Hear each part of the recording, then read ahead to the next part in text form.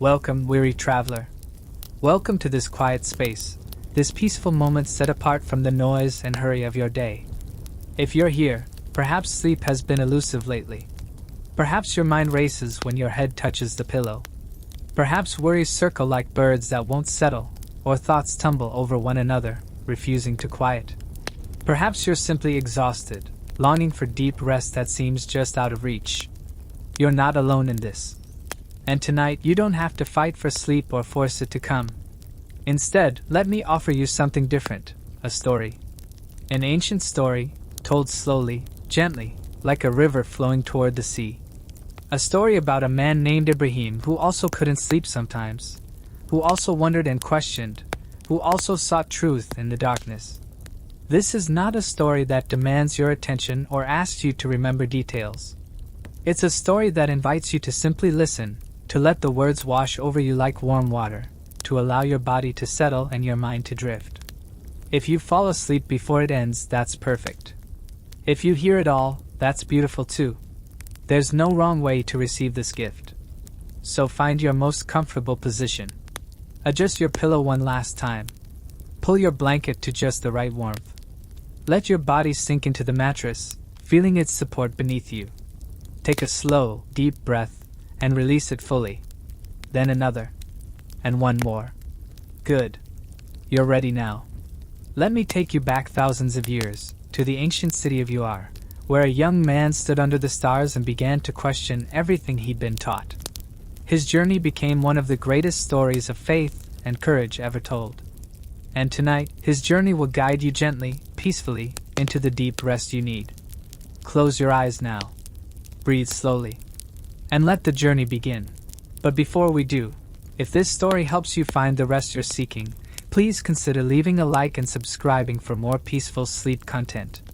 Share this with someone else who struggles with sleep. And if you'd like, leave a comment telling us where in the world you're listening from tonight. It's comforting to know we're all seeking rest together, under the same stars, across the same earth. Now let all that go. Let everything go. And drift with me back through time. Settle into your pillow now, and let your breathing slow. Close your eyes gently, and allow yourself to drift back through time, back through the centuries, to an ancient land where our story begins. In the land of Mesopotamia, in the ancient city of Heir, there lived a man whose story would echo through the ages. His name was Ibrahim, though some would come to know him as Abraham. But tonight, we begin at the very beginning, when the world was quieter, slower, and the passage of time felt like the gentle flowing of the great rivers that nourished the land. The city of Heir stretched along the banks of the Euphrates River, a place of mud-brick buildings that glowed golden in the setting sun. Each evening, as the day's heat began to fade, the city would settle into a peaceful rhythm. The merchants would close their stalls, the potters would cover their wheels, and the children would be called home from their play in the dusty streets. Ibrahim's father, Azar, was a craftsman. Day after day, with patient hands, he would carve figurines from wood and stone. The workshop was filled with the gentle sounds of his tools, the soft scraping of blade against wood, the quiet tapping of hammer on chisel. These were sounds that young Ibrahim grew up with, sounds that became as familiar as his own breathing. In those early years, Ibrahim would sit in the corner of his father's workshop, watching the dust particles dance in the shafts of sunlight that came through the small window. Time moved differently then. An afternoon could stretch out like a long, slow river, each moment flowing gently into the next. There was no hurry, no rush. Just the steady rhythm of work, and rest, and work again. The workshop smelled of cedar wood and clay, of oil lamps and the faint incense that drifted from the nearby temple. Ibrahim would watch his father's hands move in their practiced patterns, shaping the wood, smoothing the stone, creating forms that seemed to emerge slowly from the raw material, as if they had been waiting there all along, patient and still, needing only gentle coaxing to reveal themselves. Outside the workshop, the city of Heir continued its ancient routines. The same routines that had been followed for generations, for centuries perhaps. The bread was baked in the same ovens, using the same methods. The barley was harvested in the same fields, at the same time of year. The sheep were herded along the same paths, to the same pastures. Everything had its place, its time, its purpose. Young Ibrahim would sometimes climb to the flat roof of his family's home in the evenings. The sun would be setting, painting the sky in shades of amber and rose and deep purple. The air would be cooling after the heat of the day, and a gentle breeze would whisper across the rooftops, carrying with it the scent of cooking fires and evening meals. From the rooftop, he could see the great ziggurat that dominated the city, a massive stepped pyramid dedicated to the moon god Nana. It rose above the other buildings like a mountain, its tiers climbing toward the heavens. Every evening, priests would climb its long staircases, their movements slow and ritualistic, their chants drifting across the city like a lullaby. The nights in Ur were dark, truly dark, in ways that are difficult to imagine now. When the sun set, there was only the light of oil lamps, flickering and warm, and the light of the moon and stars. The sky would fill with more stars than seemed possible, scattered across the darkness like grains of sand, like seeds planted in a vast dark field. Ibrahim would lie on the roof sometimes, on those warm evenings, watching the stars slowly wheel across the sky. He would watch the moon rise, first a sliver of silver, then growing night by night until it hung full and round and bright above the city, casting everything in its gentle glow. Then it would begin to fade again, growing thinner, disappearing, only to return again in its endless cycle. Time passed slowly in those days. The seasons would turn, one flowing into another like water. The hot, dry summers when the very air seemed to shimmer with heat. The brief, precious winters when rain would occasionally fall, bringing life back to the earth. Spring, when the river would swell with melting snow from distant mountains. Autumn, when the dates would ripen on the palm trees. Ibrahim grew from a child into a young man, learning his father's craft, learning the ways of the city. He learned patience from shaping wood, learning that you could not rush the work, that each piece had its own nature, its own grain, its own way of wanting to be shaped. He learned to read the wood, to feel its texture, to understand what it could become. The workshop was always full of half-finished pieces. A figure that needed its final details carved. A statue waiting for its surface to be smoothed and polished. Tools that needed sharpening. Wood that needed seasoning. Everything in its own time, nothing hurried, nothing forced. In the heat of the afternoon, when the sun was high and the city grew quiet, people would rest. They would retreat into the shade of their homes, lying on mats, sleeping or simply resting while the hottest hours passed. This was the rhythm of life: work and rest, effort and stillness, activity and peace. Each had its time, each had its place. Ibrahim would sometimes walk down to the river in the early morning, before the heat of the day began. The water would be cool and clear, flowing eternally southward toward the distant sea. He would watch the water move, constantly flowing yet always the same river, never rushing, never stopping, just flowing endlessly on. The fishermen would be there, casting their nets in the slow, practiced movements of men who had done this every morning for their entire lives, just as their fathers had, and their fathers before them. They would pull in their catch with steady, rhythmic motions, then sort the fish, then cast their nets again. The same motions, day after day, season after season, year after year. Life in Ur was predictable, stable, unchanging. The same gods were worshipped in the same temples. The same laws governed the people. The same families lived in the same houses, generation after generation. Everything had been this way for as long as anyone could remember, and there seemed no reason why it would ever change. Young Ibrahim would help his father in the workshop, learning to select the right piece of wood for each project, learning which tools to use for which task, learning the ancient techniques that had been passed down through countless generations of craftsmen. The knowledge flowed from father to son like water flowing downhill, natural and inevitable. The evenings were perhaps the most peaceful time. As the sun sank low, the harsh light of day would soften into a golden glow.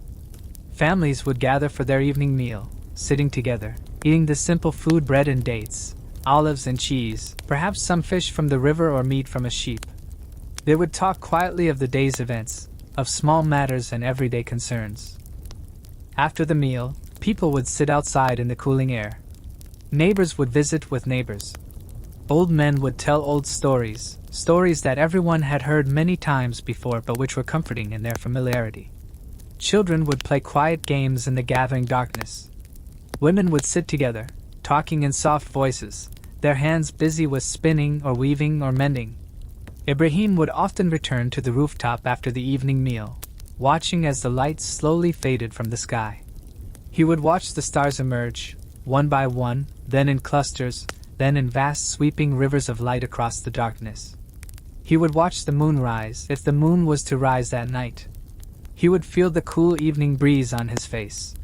He would hear the city settling into sleep around him, voices growing quieter, lights being extinguished, the gradual descent into nighttime peace. The stars fascinated him. They seemed so distant, so unreachable, yet so constant. The same patterns appeared night after night, season after season. The farmers used them to know when to plant their crops. The travelers used them to find their way across the desert. The priests used them to mark their festivals and ceremonies. The stars were reliable, unchanging, eternal. Sometimes Ibrahim would fall asleep there on the roof, lulled by the gentle night sounds of the city, a dog barking in the distance, the murmur of voices from a neighboring house, the rustle of palm fronds in the breeze. He would drift off watching the stars, and wake later to find the sky had wheeled around, the constellations having moved in their slow, stately dance across the heavens. His mother would sometimes come to the roof to wake him, gently touching his shoulder, speaking his name softly.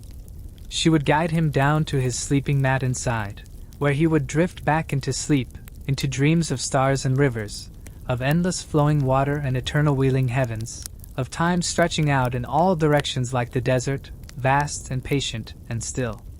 The years passed in this way, one much like another. Ibrahim grew in wisdom and in stature.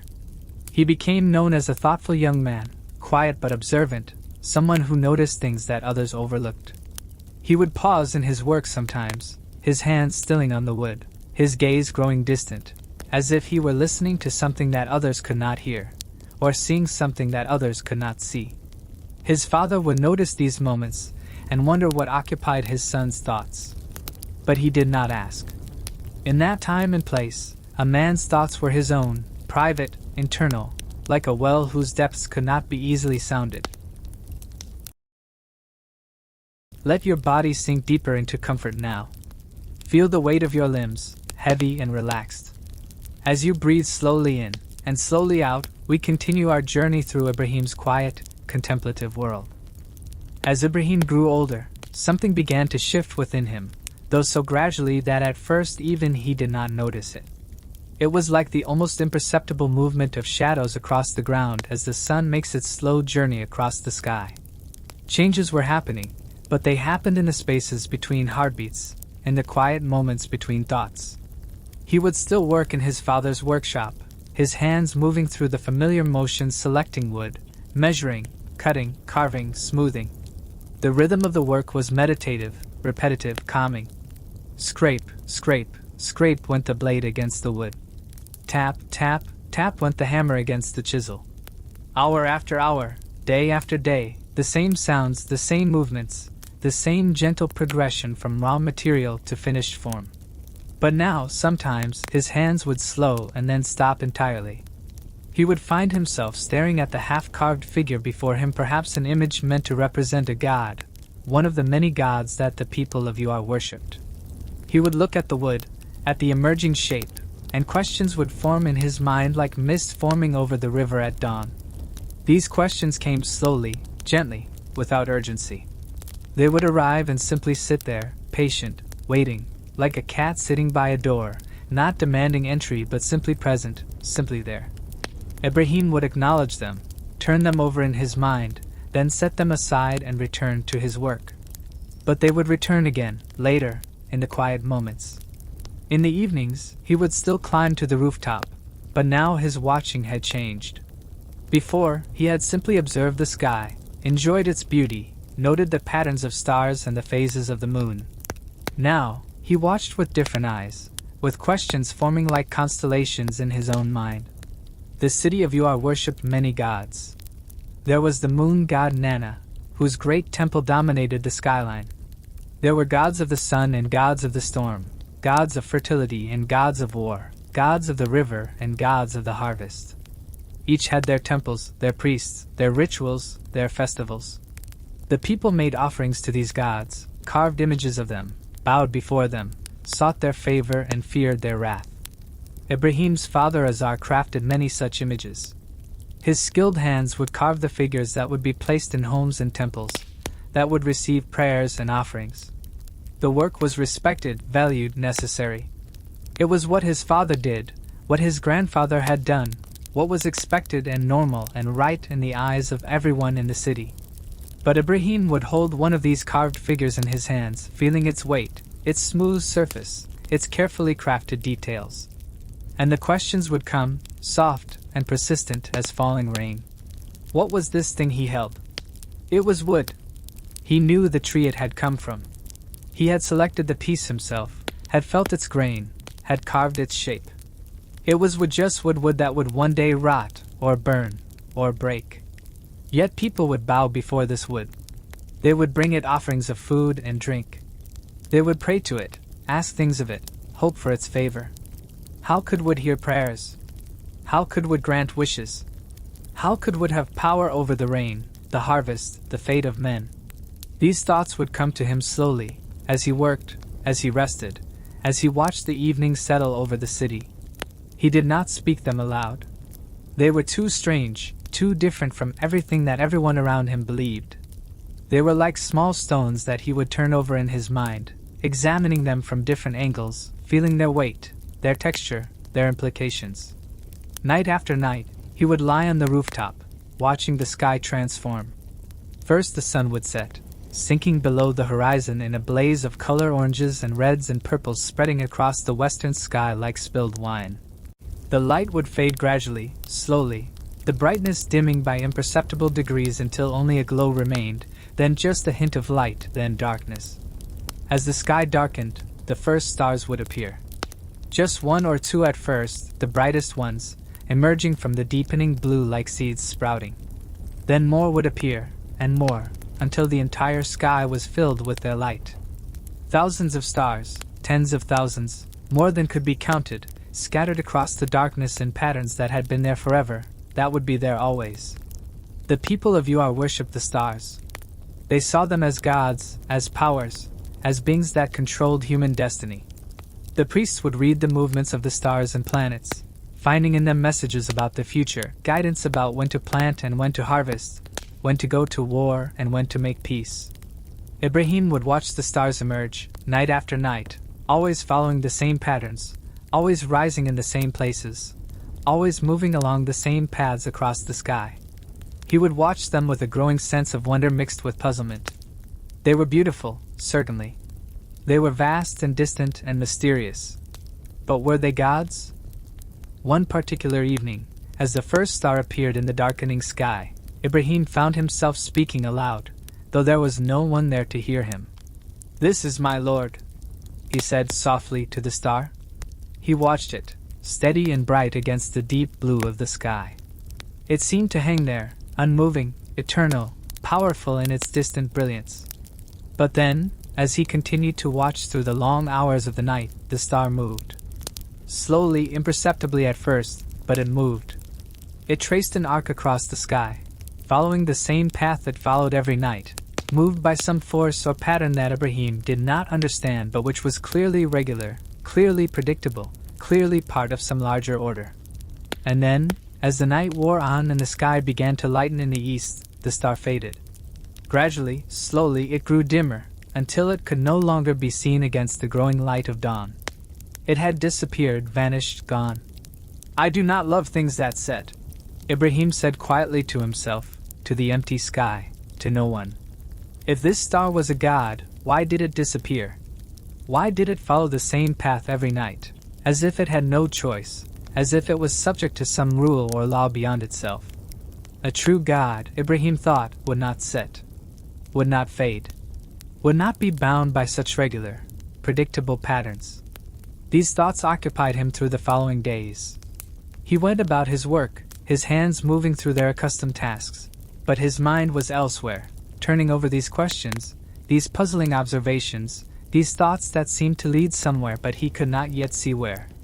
The moon fascinated him particularly. It was so much larger than the stars, so much brighter.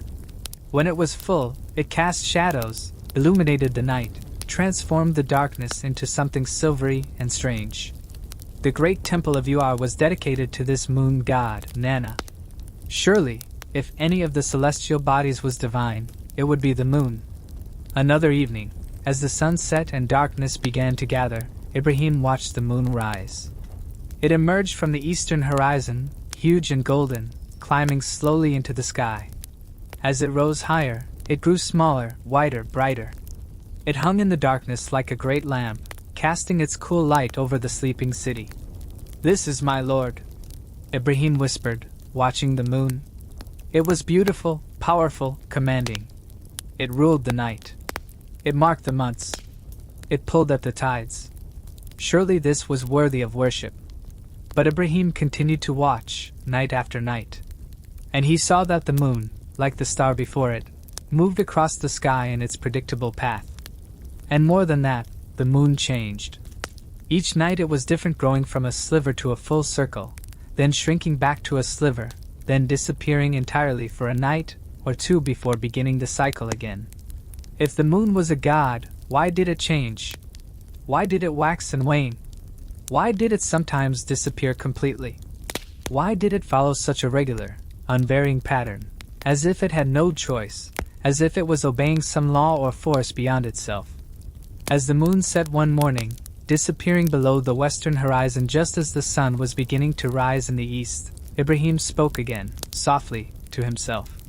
"If my Lord does not guide me, I shall be among those who go astray." The moon, for all its beauty and brightness, was not a guide. It was itself guided, following its appointed path, obeying laws it did not make. The workshop continued its quiet rhythm. The sound of tools on wood. The smell of cedar shavings. The dust dancing in the sunlight. Azar worked at his bench, and Ibrahim worked at his, and the hours passed in their familiar way. But the questions continued to grow in Ibrahim's mind, patient and persistent.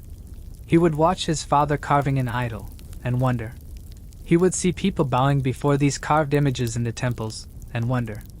He would hear the priests chanting their prayers to the moon and stars, and wonder. The wondering was not angry or rebellious.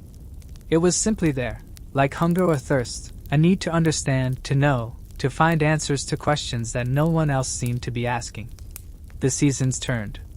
The hot summer gave way to the mild winter. The river rose and fell with the distant rains and snows. The barley was planted and grew and was harvested. Life in Uar continued in its ancient rhythms, unchanging and seemingly unchangeable. But within Ibrahim, something was changing, slowly, like a seed germinating beneath the soil, invisible but growing. He began to spend more time alone, taking long walks outside the city walls, into the desert that stretched away in all directions. The desert was vast and empty and silent. The only sounds were the wind and his own footsteps. The sand stretched away to the horizon, unmarked, trackless, endless. In the desert, away from the noise and bustle of the city, away from the temples and the markets and the workshops, Ibrahim found a different kind of peace. It was not the comfortable peace of familiar routines and well-worn patterns. It was something else, a peace that came from emptiness, from silence, from the absence of everything except sand and sky and sun. He would walk for hours, thinking, wondering, questioning. The sun would beat down from a sky so blue it was almost painful to look at. The heat would shimmer off the sand. Nothing moved except the occasional lizard or the rare bird passing overhead. It was a landscape stripped of everything unnecessary, reduced to its essential elements. In this emptiness, the questions seemed clearer somehow, more focused. If the stars were not gods, and the moon was not a god, then what were they? They were clearly something, clearly part of the world, clearly following some order, some pattern, some law. But what ordered them? What set them in their paths? What law did they obey? And if the stars and moon were not gods, then certainly the carved idols could not be gods. They were wood and stone, shaped by human hands, breakable, burnable, subject to decay. How could such things be divine? How could they have power? How could they deserve worship? But if these things were not gods, then what was? There had to be something. The world existed. The sun rose and set. The moon waxed and waned.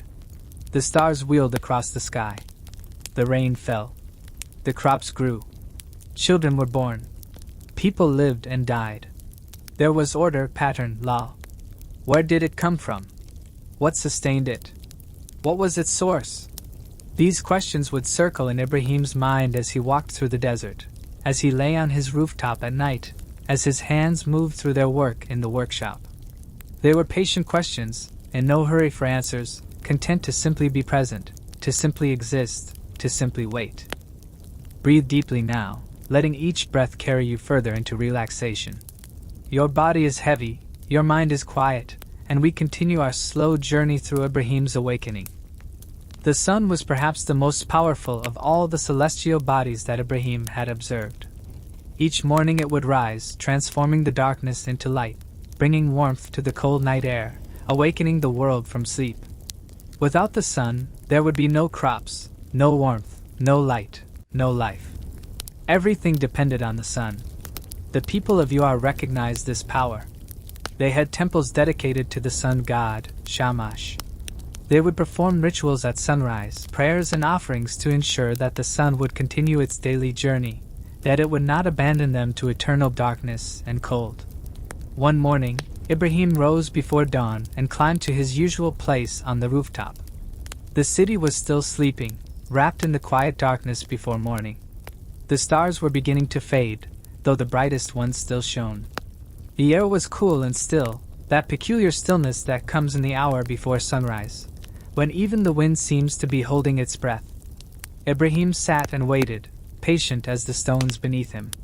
Gradually, almost imperceptibly, the eastern sky began to change. The darkness became less absolute. A hint of gray appeared, so faint that at first Ibrahim thought he might be imagining it. But it grew slowly, the gray becoming lighter, spreading along the horizon like water seeping through sand. Then color began to appear. First just a suggestion of it, then more definite pale yellow, then gold, then pink, then orange. The colors spread and intensified, painting the clouds that hung near the horizon, transforming them into ribbons of fire and rose and amber. The show unfolded slowly, patiently, taking its time, in no hurry. And then the sun appeared. Just the tiniest arc of it at first, a brilliant edge breaking above the horizon. Ibrahim had to squint against its brightness. Even this small portion of the sun was almost too bright to look at directly. Slowly, steadily, the sun rose higher, more of its disk appearing, its light growing stronger, its warmth beginning to be felt. "This is my Lord," Ibrahim said, watching the sun climb into the sky. "This is greater than all the others." Surely this was divine, this source of light and warmth and life, this blazing power that transformed night into day, that made all things visible, that caused the crops to grow and sustained all living things. The sun climbed higher, moving on its ancient path across the sky. The city below began to wake. Smoke rose from cooking fires. People emerged from their homes.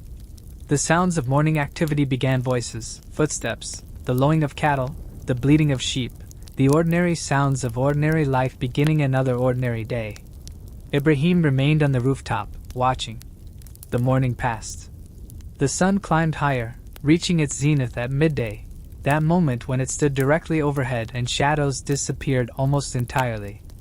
The heat of it was intense, pressing down from above, reflecting up from the sun-baked mud brick of the buildings, wrapping the city in its fierce embrace. The afternoon came. The sun began its descent, slowly sliding down the western half of the sky. The light changed, the harsh brightness of noon softening into the golden glow of late afternoon. Shadows grew longer, stretching out from every object, pointing east, pointing away from the setting sun. Ibrahim watched it all, patient, observant, thinking. The sun was powerful, yes. The sun was necessary, yes. But the sun, like the moon and stars before it, was following a path. It rose in the east every morning, at predictable times. It climbed the same arc across the sky. It set in the west every evening. Day after day, season after season, year after year, it followed this same pattern, this same route, never varying, never changing. If the sun was a god, why did it follow such a fixed path? Why did it rise and set at appointed times? Why did it seem to be obeying some law, some rule, some order that was beyond itself? As the sun approached the horizon, its color changed. The bright white yellow of midday became orange, then deep orange, then red. It grew larger as it neared the horizon, swelling in apparent size, its light less fierce, less harsh, easier to look at directly. The sky around it filled with color bands of purple and pink and gold spreading across the western sky. And then, slowly, the sun touched the horizon. It seemed to pause there for a moment, balanced between sky and earth. Then it began to sink, to be swallowed by the earth, disappearing bit by bit, the light fading, the colors in the sky beginning to dim, darkness starting to creep back across the world. When the sun had fully set, when the last gleam of it had vanished below the horizon, Ibrahim spoke again, softly but firmly. I do not love things that set. The sun, for all its power and brightness and warmth, disappeared every day. It abandoned the world to darkness every night. It rose and set according to patterns it did not control. O my people, Ibrahim said, though he was alone on the rooftop, speaking only to the gathering darkness. I am free from what you associate with God. I have turned my face to the one who created the heavens and the earth, and I am not among those who associate partners with him.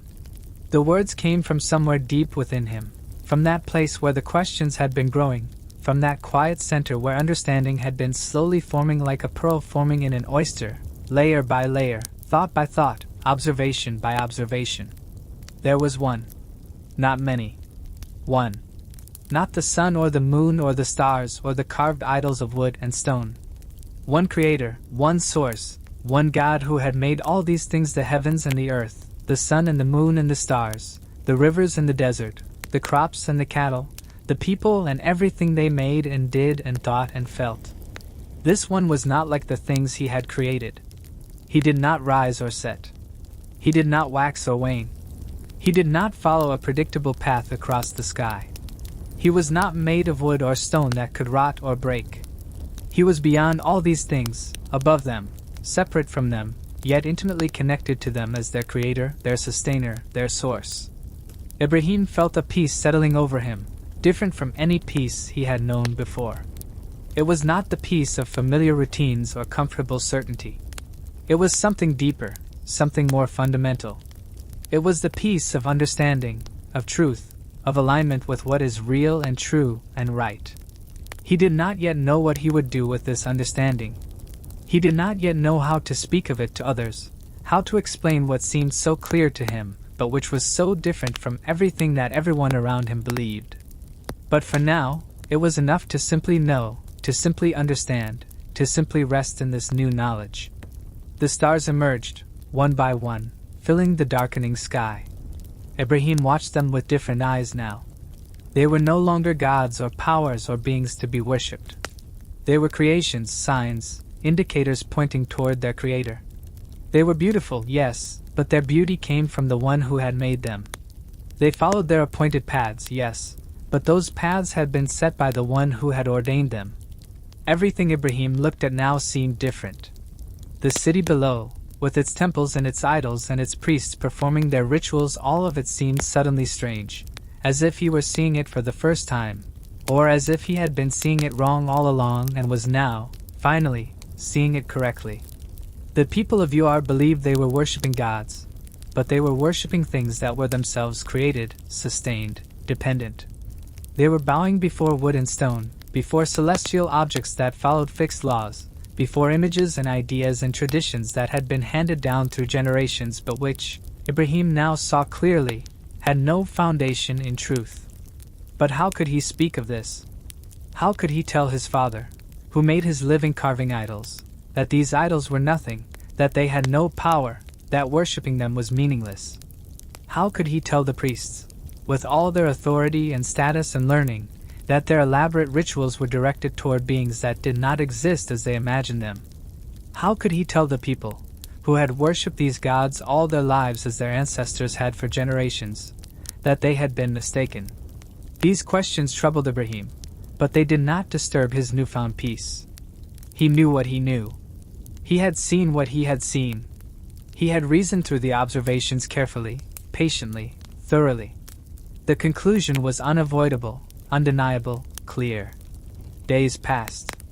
Ibrahim continued his work in the workshop, but his heart was no longer in it. He would pick up a piece of wood destined to become an idol, and the questions would rise in his mind.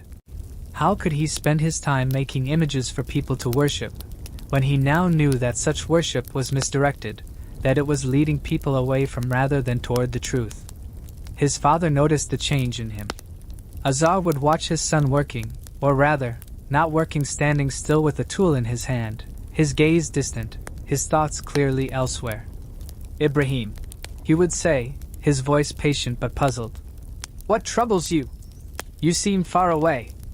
Ibrahim would look at his father, at this man who had taught him his trade, who had fed and clothed and raised him, who loved him and wanted the best for him. How could he answer? How could he say what was in his heart without hurting this man, without threatening everything his father believed in and worked for?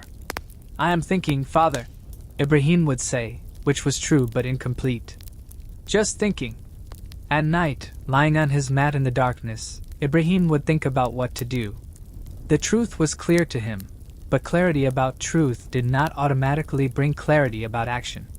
He knew he could not simply continue as he had been, carving idols and participating in a system of belief that he now saw as fundamentally mistaken. But what alternative was there? He could remain silent, he supposed. He could keep his thoughts to himself, continue his work, go through the motions of the life that was expected of him. Many people lived this way, he suspected, holding private doubts, harboring secret questions, but conforming outwardly to social expectations, to family obligations, to the demands of getting along in the world. But something in Ibrahim resisted this path. The truth he had discovered felt too important, too fundamental, too transformative to be kept hidden. It was like discovering that the sun existed when everyone around you insisted on living in darkness. How could you not tell them? How could you not want them to see what you had seen, to know what you knew? Yet he also understood the danger. Challenging the established beliefs of a society was not a small thing. The worship of the gods was not just a matter of personal preference or private opinion. It was woven into the fabric of life, and you are into the government, the economy, the social order, the very identity of the people. The priests had power. The temples owned land and wealth. The gods were invoked to justify laws and customs and hierarchies. To say that these gods were not real, that the whole system was built on a false foundation, was not just a question of belief. It was to threaten an entire way of life, an entire structure of power and authority and meaning. Ibrahim understood this, even as he knew he could not simply remain silent. So he waited, and watched, and prayed to the one he now knew existed, this creator, this source, this God who was beyond and above all the false gods that the people worshipped. He asked for guidance, for wisdom, for the right moment, for the right words, for the courage to speak when the time came.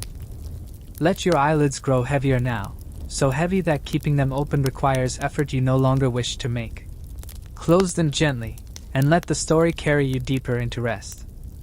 The days in you continued their ancient rhythm, unchanged and unchanging.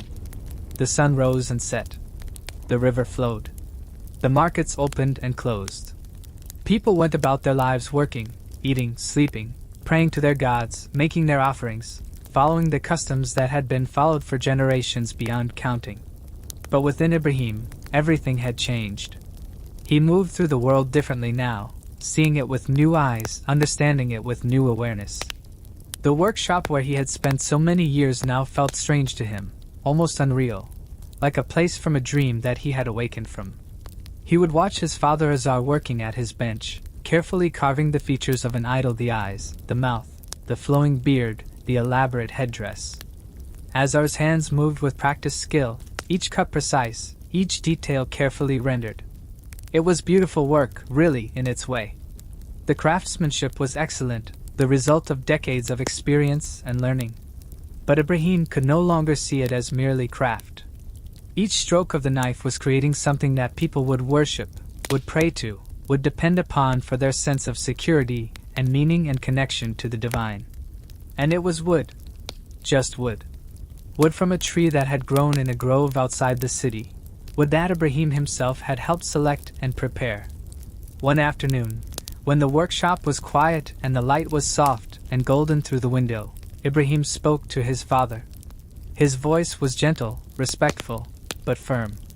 "Father," he said, "why do you worship that which cannot hear and cannot see and cannot benefit you in anything?" Azar looked up from his work, his knife pausing mid-stroke. He studied his son's face, seeing something there that troubled him, a seriousness, a certainty, a distance that had not been there before. "What do you mean, my son?" Azar asked, though perhaps he already suspected what Ibrahim meant. "These are the gods of our people, the gods our fathers worshipped, and their fathers before them.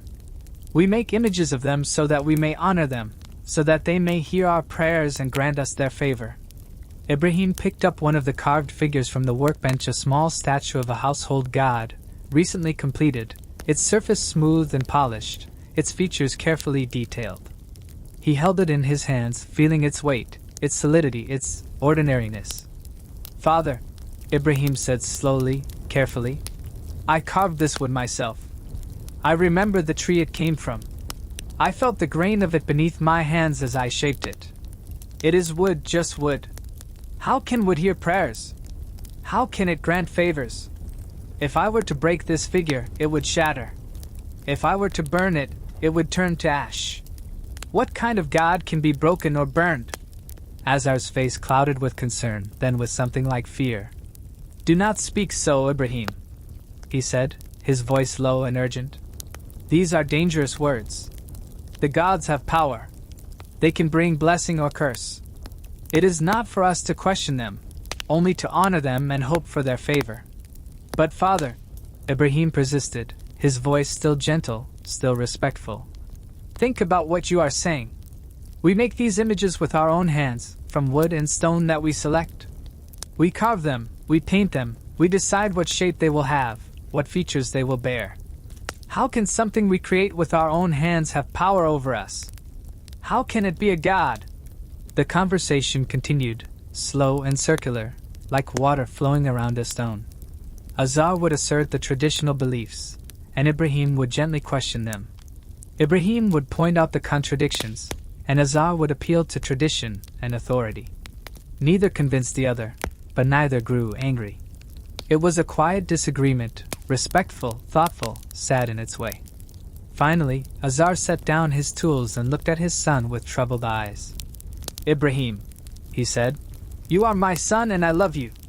But you are speaking against the gods that all our people worship, against the traditions that have sustained us for generations. If you continue on this path, if you continue to speak such words, there will be trouble. The priests will hear of it. The authorities will take notice. I fear for you, my son. I fear what may happen to you." Ibrahim nodded slowly, understanding his father's concern, appreciating the love behind the warning. "I understand, father," he said. "But I cannot worship what I know to be false. I cannot bow before wood and stone when I know there is one who created all things, who needs no image, who hears without ears and sees without eyes, who is beyond and above all that has been created." "Who is this one you speak of?" Azar asked, genuinely curious despite his concern. "Where is his temple? Who are his priests? How do we know he exists if there is no image of him, no statue to see and touch?" Ibrahim gestured toward the window, through which could be seen the sky, the city, the world beyond. "Look at all that exists, father. The sun and the moon and the stars that follow their appointed courses. The river that flows without ceasing. The crops that grow from tiny seeds. The children born from their mothers. The intricate order of everything. Could wood and stone have created all this?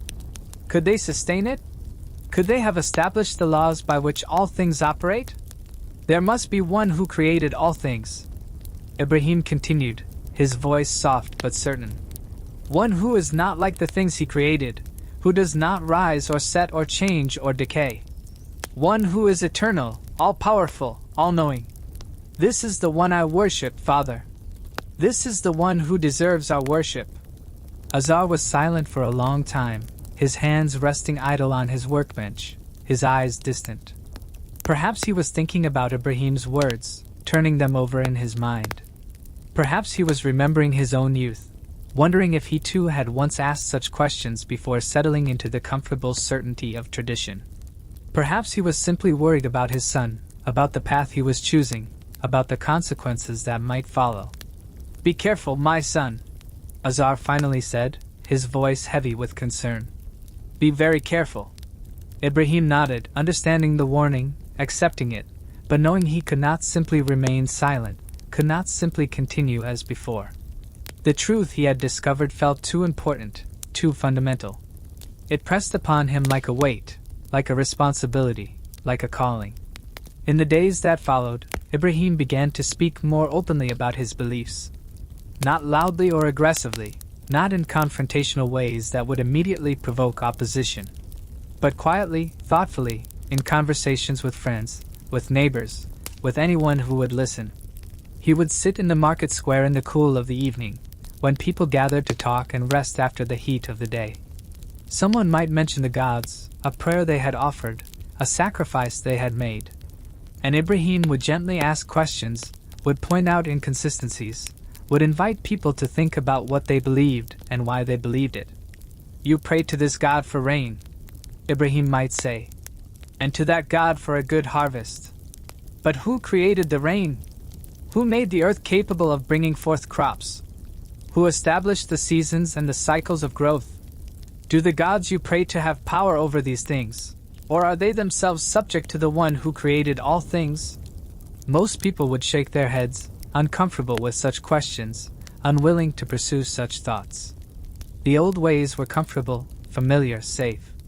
Questioning them felt dangerous, unsettling, unnecessary. Why disturb the peace of established belief? Why challenge what everyone accepted, what had always been accepted? But a few people listened.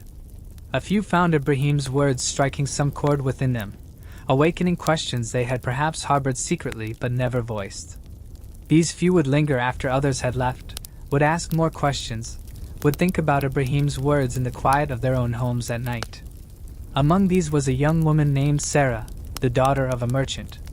She was intelligent and thoughtful, known for her wisdom and her kindness. She had sometimes wondered about the gods, about their images in the temples, about whether the rituals and prayers were truly reaching anyone or anything. When she heard Ibrahim speaking in the market, his words resonated with thoughts she had been thinking but had not known how to express. She began to seek out Ibrahim, to talk with him about these matters. They would walk together along the river in the evening, talking about the nature of reality, about truth and falsehood, about the one creator and the many false gods. Sarah understood what Ibrahim was saying, understood it in her bones, in her heart, in the deepest part of her being. She too came to believe in the One, to turn away from the idols, to see the world as Ibrahim saw it. Their conversations were slow and peaceful, unhurried, like the flow of the river beside which they walked. They would watch the water moving past, always flowing yet always the same river, and they would talk about permanence and change, about what endures and what passes away, about what is real and what is illusion. "The people worship the river," Sarah said one evening, watching the water catch the golden light of the setting sun. "They make offerings to it, pray to it for safe passage, thank it for its waters. But the river does not hear their prayers. It simply flows as it was created to flow, following the course that was set for it, obeying the laws of water and gravity and the shape of the land." "Yes," Ibrahim agreed, watching the same light on the water. "The river is a sign, an indication pointing toward the one who created it. Its beauty and its usefulness come from its creator. To worship the river is to mistake the sign for the thing signified, to honor the creation instead of the creator." They stood in silence for a while, watching the river flow, watching the light slowly fade from the sky, watching the first stars begin to appear in the deepening blue above. It was peaceful there by the river, away from the city with its noise and its crowds and its temples full of lifeless idols. The breeze whispered through the reeds along the bank. Birds called as they settled for the night. The world seemed to be drawing a long, slow breath, settling into evening's peace. "What will you do, Ibrahim?" Sarah asked eventually, her voice soft. "You cannot continue to speak as you have been speaking without drawing attention, without provoking response. The priests are already beginning to hear of you, to ask questions about this young man who questions the gods. Your father worries. I worry. What will you do?" Ibrahim was silent for a long moment, watching the river flow past in the gathering darkness. "I do not know," he finally said, his voice quiet but not uncertain. "I know only that I cannot be silent about the truth. I cannot pretend to believe what I know to be false. I cannot participate in worship that I know to be misdirected. Beyond that, I must trust in the one who has guided me this far. He will show me what to do when the time comes." Sarah nodded, understanding, accepting, though still worried. She had come to care deeply for Ibrahim, to value his wisdom and his courage, to see in him something rare and precious, a man who sought truth above comfort, who valued integrity above security, who was willing to stand for what he believed even when it cost him. The days continued to pass, one following another in their ancient rhythm. But change was coming, slowly, inevitably, like a storm gathering on the distant horizon, still far off but approaching steadily, certainly, undeniably. Ibrahim could sense it, could feel it in the way people looked at him now, in the whispered conversations that stopped when he approached, in the distance that was growing between him and the life he had always known. "Your breathing is slow and rhythmic now, like waves upon a distant shore. Each breath takes you deeper into peace, deeper into rest. Let the story wash over you like gentle water." The temple of Nana stood at the center of Uar, its great ziggurat rising tier by tier toward the heavens. From dawn until dusk, priests moved along its staircases, performing their rituals, chanting their prayers, maintaining the elaborate ceremonies that had been performed in the same way, with the same words, following the same patterns, for hundreds of years. Inside the temple complex, in the cool shadows of the inner chambers, the high priest in Merkur sat with his advisors. They were discussing a matter that had been brought to their attention, a small matter perhaps, but one that potentially carried larger implications. There was a young man in the city, they had heard, who was speaking against the gods. "His name is Ibrahim," one of the advisors said, his voice measured and calm. "The son of Azar the idol-maker. He has been questioning the worship of the gods in the marketplace, asking troubling questions, suggesting that the idols are merely wood and stone with no power." Merkur listened, his face impassive, his hands folded in his lap. He was an old man, his beard long and white, his eyes still sharp despite his many years. He had been high priest for decades, had served under 3 kings, had witnessed many changes and weathered many storms. He knew how to wait, how to observe, how to respond with careful thought rather than hasty reaction. "How many follow him?" Merkur asked. "How many listen to his words?" "Only a few so far," the advisor replied. "Most dismiss him as a confused young man, or humor him and then go about their business as before. But some few are listening, are beginning to question their own beliefs. And his words, once spoken, have a way of lingering in the mind, of raising doubts that were not there before." Merkur nodded slowly, understanding the danger. An idea, once planted, could grow. A question, once asked, could not be unasked. Even if most people rejected Ibrahim's message, some might accept it. And those few might speak to others, who might speak to still others, and slowly, gradually, like water seeping through stone, doubt could spread, belief could weaken, the foundations of the social order could begin to crack. "For now," Merkur said, his voice quiet but firm, "we watch. We observe. We do not act hastily. This Ibrahim is still young, still finding his voice. Perhaps he will see the error of his ways. Perhaps his own father will guide him back to proper belief. Perhaps the natural conservatism of the people will prove sufficient to contain his influence. But we will watch, and if necessary, we will act." Meanwhile, unaware of this discussion in the temple, Ibrahim continued his daily life. He still worked in his father's workshop, though his heart was increasingly heavy with the work. He still walked the streets of Uar, still sat by the river, still climbed to his rooftop in the evening to watch the sunset and the stars emerge. But now there was a purpose to his watching, a pattern to his thinking. He was preparing something, though even he did not yet know exactly what. He was gathering his thoughts, organizing his arguments, building up his courage for some action that he sensed was coming, some confrontation that would need to occur, though he could not yet see its exact shape. One evening, as he sat with Sarah by the river, watching the water flow past in its eternal rhythm, he spoke of this sense he had, this feeling of something approaching. "There will come a time," Ibrahim said softly, "when quiet words will not be enough, when gentle questions will not suffice, when something more direct, more dramatic, will be necessary to shake people from their comfortable illusions." Sarah looked at him with concern in her eyes. "What do you mean, Ibrahim? What are you thinking of doing?" Ibrahim shook his head slowly. "I do not yet know. But I feel it coming, like a storm building on the horizon. The one who guides me will show me when the time is right. For now I prepare. I pray. I wait." They sat in silence for a while, listening to the river, listening to the evening birds, listening to the quiet sounds of the city settling into night.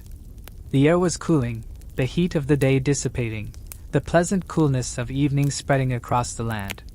It was peaceful there, by the water, away from the temples and the markets and the workshops where idols were carved and sold.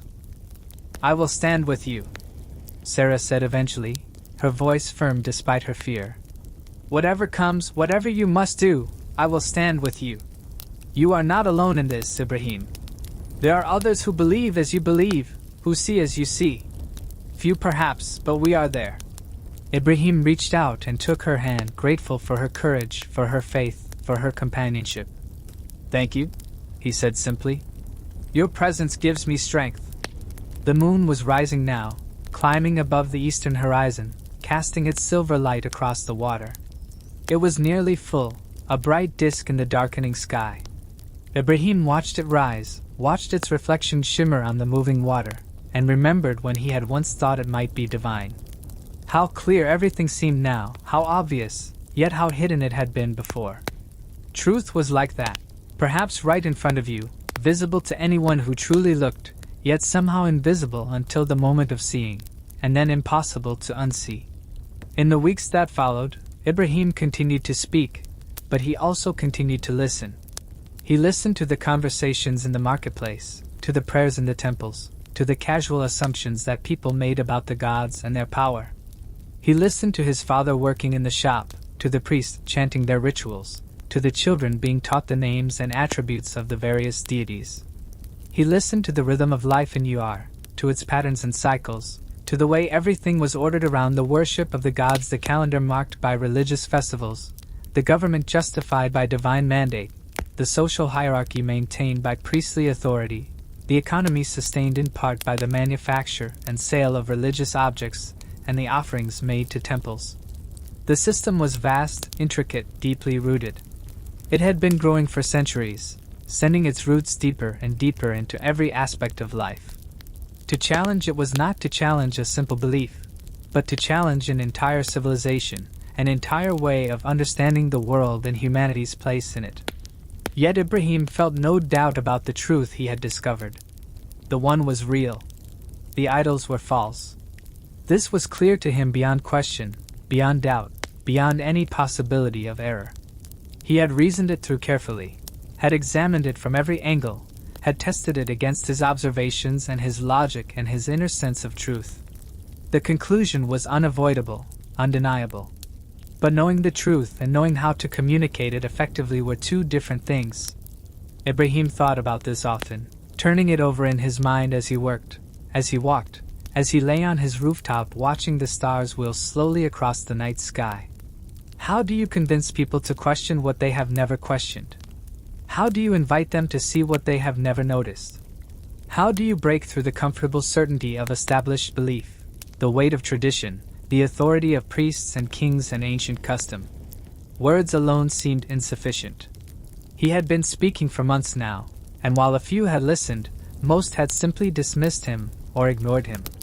His arguments, however logical, however clear, seemed to bounce off the wall of assumption and habit that surrounded people's beliefs. They heard his words, but they did not truly listen. They processed the sounds, but they did not engage with the meaning. There needed to be something more, Ibrahim thought. Something that would startle people out of their comfortable assumptions. Something that would make them pause, make them think, make them question what they had always taken for granted. Something that would demonstrate clearly, undeniably, the absurdity of worshipping carved wood and stone. An idea began to form in Ibrahim's mind. It came slowly, gradually, like the dawn coming, like a seed germinating beneath the soil. At first it was just a vague notion, a possibility. What if? But as he thought about it more, as he prayed about it, as he considered it from different angles, it became clearer, more definite, more inevitable. There was a great festival approaching, a celebration that would draw people from throughout the region. For 3 days, the people would feast and celebrate, making offerings to the gods, parading their idols through the streets, singing hymns of praise to the various deities. It was one of the most important events of the year, a time when religious devotion was particularly fervent, when the temples were particularly full, when the presence of the gods seemed particularly close. On the first day of the festival, Ibrahim knew almost everyone in the city would leave their homes and gather in the great plaza before the temple. They would be there from dawn until dusk, participating in the ceremonies, making their offerings, celebrating with food and drink and music. The city would be largely empty, quiet still. And the idols, the hundreds, perhaps thousands of idols in homes and shops and minor temples throughout the city would be unattended, unguarded, alone. The idea grew more specific, more detailed. Ibrahim thought through what he would do, how he would do it, what the consequences might be. It was dangerous, certainly. It would provoke reaction, absolutely. It might cost him dearly, quite possibly. But it would make a point, would demonstrate clearly and undeniably the powerlessness of the idols, would create a moment that could not be ignored or dismissed or explained away. He said nothing of his plan to anyone, not even to Sarah. This was something he needed to do alone, something that should not implicate others, something that was his responsibility and his alone. He prayed about it, asking for guidance, for courage, for protection, for the right moment and the right way.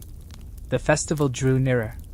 The city began its preparations, decorating the streets, preparing special foods, crafting new garments for the idol statues, rehearsing the ritual chants and processions. There was excitement in the air, anticipation, the pleasant bustle of preparation for a major celebration.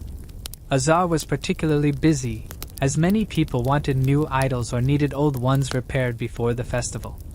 He worked long hours, his hands moving ceaselessly in their familiar patterns, carving and smoothing, shaping wood and stone into forms that people would venerate.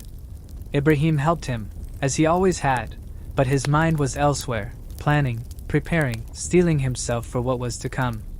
The night before the festival, Ibrahim could not sleep. He lay on his mat in the darkness, listening to the quiet sounds of the city at rest, thinking about the next day, about what he would do, about what might happen afterward. He was not afraid, exactly, but neither was he calm. He felt a nervous energy, a sense of standing on the edge of something significant, of approaching a point of no return. He rose before dawn and climbed to the rooftop one last time before the festival. The sky was just beginning to lighten in the east, the stars fading, the moon setting in the west. The city below was quiet, wrapped in the last moments of sleep before the day's activity would begin. Ibrahim looked out over the city where he had been born, where he had grown up, where he had learned his trade, where he had discovered truth. He looked at the great ziggurat rising against the lightening sky, at the maze of streets and buildings, at the walls that surrounded and protected the city. He felt a sadness, a sense of impending loss, of separation. After today, things would be different. After today, he might not be welcome here anymore. After today, everything might change. Your body is completely relaxed now, sinking deeper into comfort with each passing moment. The story continues to unfold like a gentle river, carrying you toward peaceful rest. Let yourself drift with its current. The sun rose on the festival day, painting the sky in shades of pink and gold. The city of Yar awakened with unusual energy, with laughter and excited voices, with the sound of people preparing for celebration. Families dressed in their finest clothes, Children ran through the streets with anticipation. Merchants opened their stalls early to sell festival foods and decorations. Ibrahim walked through the waking city, observing everything, his heart heavy with purpose. He saw his neighbors greeting each other with festival blessings, saw people carrying offerings toward the great temple flowers, bread, wine, precious oils. He saw the priests in their ceremonial robes, preparing for the day's rituals, their faces serene with the confidence of unquestioned authority. At the workshop, Azar was already awake, putting finishing touches on an idol that would be presented at the temple that day. It was a beautiful piece, intricately carved, representing Ishtar, the goddess of love and war. Azar had worked on it for weeks, and his pride in the craftsmanship was evident in every careful stroke, every smooth curve. "Come, Ibrahim," Azar called when he saw his son. "We must hurry. The procession begins soon, and I want to present this piece to the high priest before the main ceremony. This could bring us much honor, much business. The temple officials will see the quality of our work." Ibrahim stood in the doorway, watching his father work. How many years had he seen this same scene? His father bent over his tools, shaping wood and stone with skill and care, creating objects that people would bow before, pray to, trust with their deepest hopes and fears. There was something almost heartbreaking about the dedication, the sincerity, the complete belief that what he was doing mattered, that these objects possessed some power beyond their material form. "Father," Ibrahim said quietly, "will you do something for me?" Azar looked up, surprised by something in his son's tone. "What is it, Ibrahim?" "Go to the festival today. Present your work. Enjoy the celebration. But do not ask me to come. Do not insist. Let me remain behind this once." Azar frowned, setting down his tools. "Not come to the festival? Ibrahim, this is the most important day of the year. Everyone will be there. The whole city will celebrate together. Why would you want to stay behind?" "I am not well," Ibrahim said, which was not entirely a lie. His stomach was tight with nervous energy, his body tense with anticipation of what was to come. "I would only be a burden, father. Go celebrate, present your beautiful work. I will rest here, and be better by the time you return." Azar studied his son's face for a long moment. There was something in Ibrahim's expression that troubled him, something he could not quite name. His son had been different lately, more distant, more troubled, spending long hours in thought, speaking rarely about what occupied his mind. But it was a festival day, a day of celebration, and Azar did not want to begin it with conflict. "Very well," he said finally. "Rest then. But Ibrahim." He paused, choosing his words carefully. "I worry about you, my son. You have been troubled for so long now. Whatever questions burden you, whatever doubts plague you, perhaps you might speak to the priests about them. They are wise men, learned in the ways of the gods. They might offer you guidance, bring you peace." Ibrahim nodded slowly, saying nothing. There was no point in arguing, not now. His father meant well, was trying to help in the only way he knew how. The gap between them, the chasm of understanding that had opened between father and son, was too wide to bridge with words alone. Perhaps what Ibrahim was about to do would serve as a kind of speech that words could not accomplish. As the morning progressed, the city emptied. Street by street, house by house, people emerged and made their way toward the great plaza before the temple. The excitement built, the crowds grew, the air filled with music and singing and the smoke of incense. The festival procession began, priests carrying sacred symbols, musicians playing drums and lyres, dancers performing ancient steps that honored the gods, and behind them, the people, thousands of people, streaming toward the center of worship. Ibrahim watched from the rooftop as the city transformed. The normally bustling streets grew quiet, still, empty. The shops closed, the workshops stood silent, the markets cleared. It was as if Heir had exhaled, had emptied itself out, leaving behind only the buildings and the silence, and the countless idols that sat unattended in homes and shops and minor shrines throughout the city. The time had come. Ibrahim descended from the rooftop and began to walk through the empty streets. His heart was beating fast, but his mind was clear, focused. He knew what he was going to do. He had thought it through carefully, had prepared himself mentally and spiritually, had prayed for courage and guidance. He began with the small shrines first, the neighborhood altars where people left offerings, where small idols sat in niches decorated with flowers and bread and cups of wine. One by one, Ibrahim approached them. One by one, he took hold of the idols, carved wood, shaped stone, molded clay, and broke them. It was harder than he had imagined, not physically, but emotionally. These objects, however false he knew them to be, had been crafted with care, had been venerated with sincerity, had been the focus of genuine prayers and hopes. To destroy them felt violent, disrespectful, even blasphemous in some deep way that transcended his intellectual certainty about their falseness. But he continued. Down one street, up another, through the maze of alleys and lanes, entering homes whose doors had been left open in the festival excitement, entering shops where idols were sold or stored, entering minor temples where dozens of statues stood in rows. He worked methodically, without rage, without emotion, beyond a steady determination. This was not destruction for its own sake, not vandalism born of anger. This was communication, was demonstration, was a teaching moment made manifest. He was showing, in the most undeniable way possible, that these objects had no power, no consciousness, no ability to defend themselves or strike back at those who defied them. As he worked, Ibrahim found himself speaking to the idols, explaining himself to them, perhaps practicing the words he would need to speak to people later. "You cannot see," he said to a carved statue of Enlil. "You cannot hear my words. You cannot stop what I am doing. If you were truly gods, truly powerful, surely you would defend yourselves, would strike me down, would protect your worshippers from this defiance. But you do nothing, because you are nothing. You are wood carved by human hands, stones shaped by human tools, given meaning only by human imagination." The idol stared back at him with painted eyes, silent, still, powerless. Ibrahim broke it and moved on. The work took hours. The sun climbed higher in the sky, the heat increased, the shadows shortened. Ibrahim's arms grew tired, his hands became sore, sweat soaked his tunic.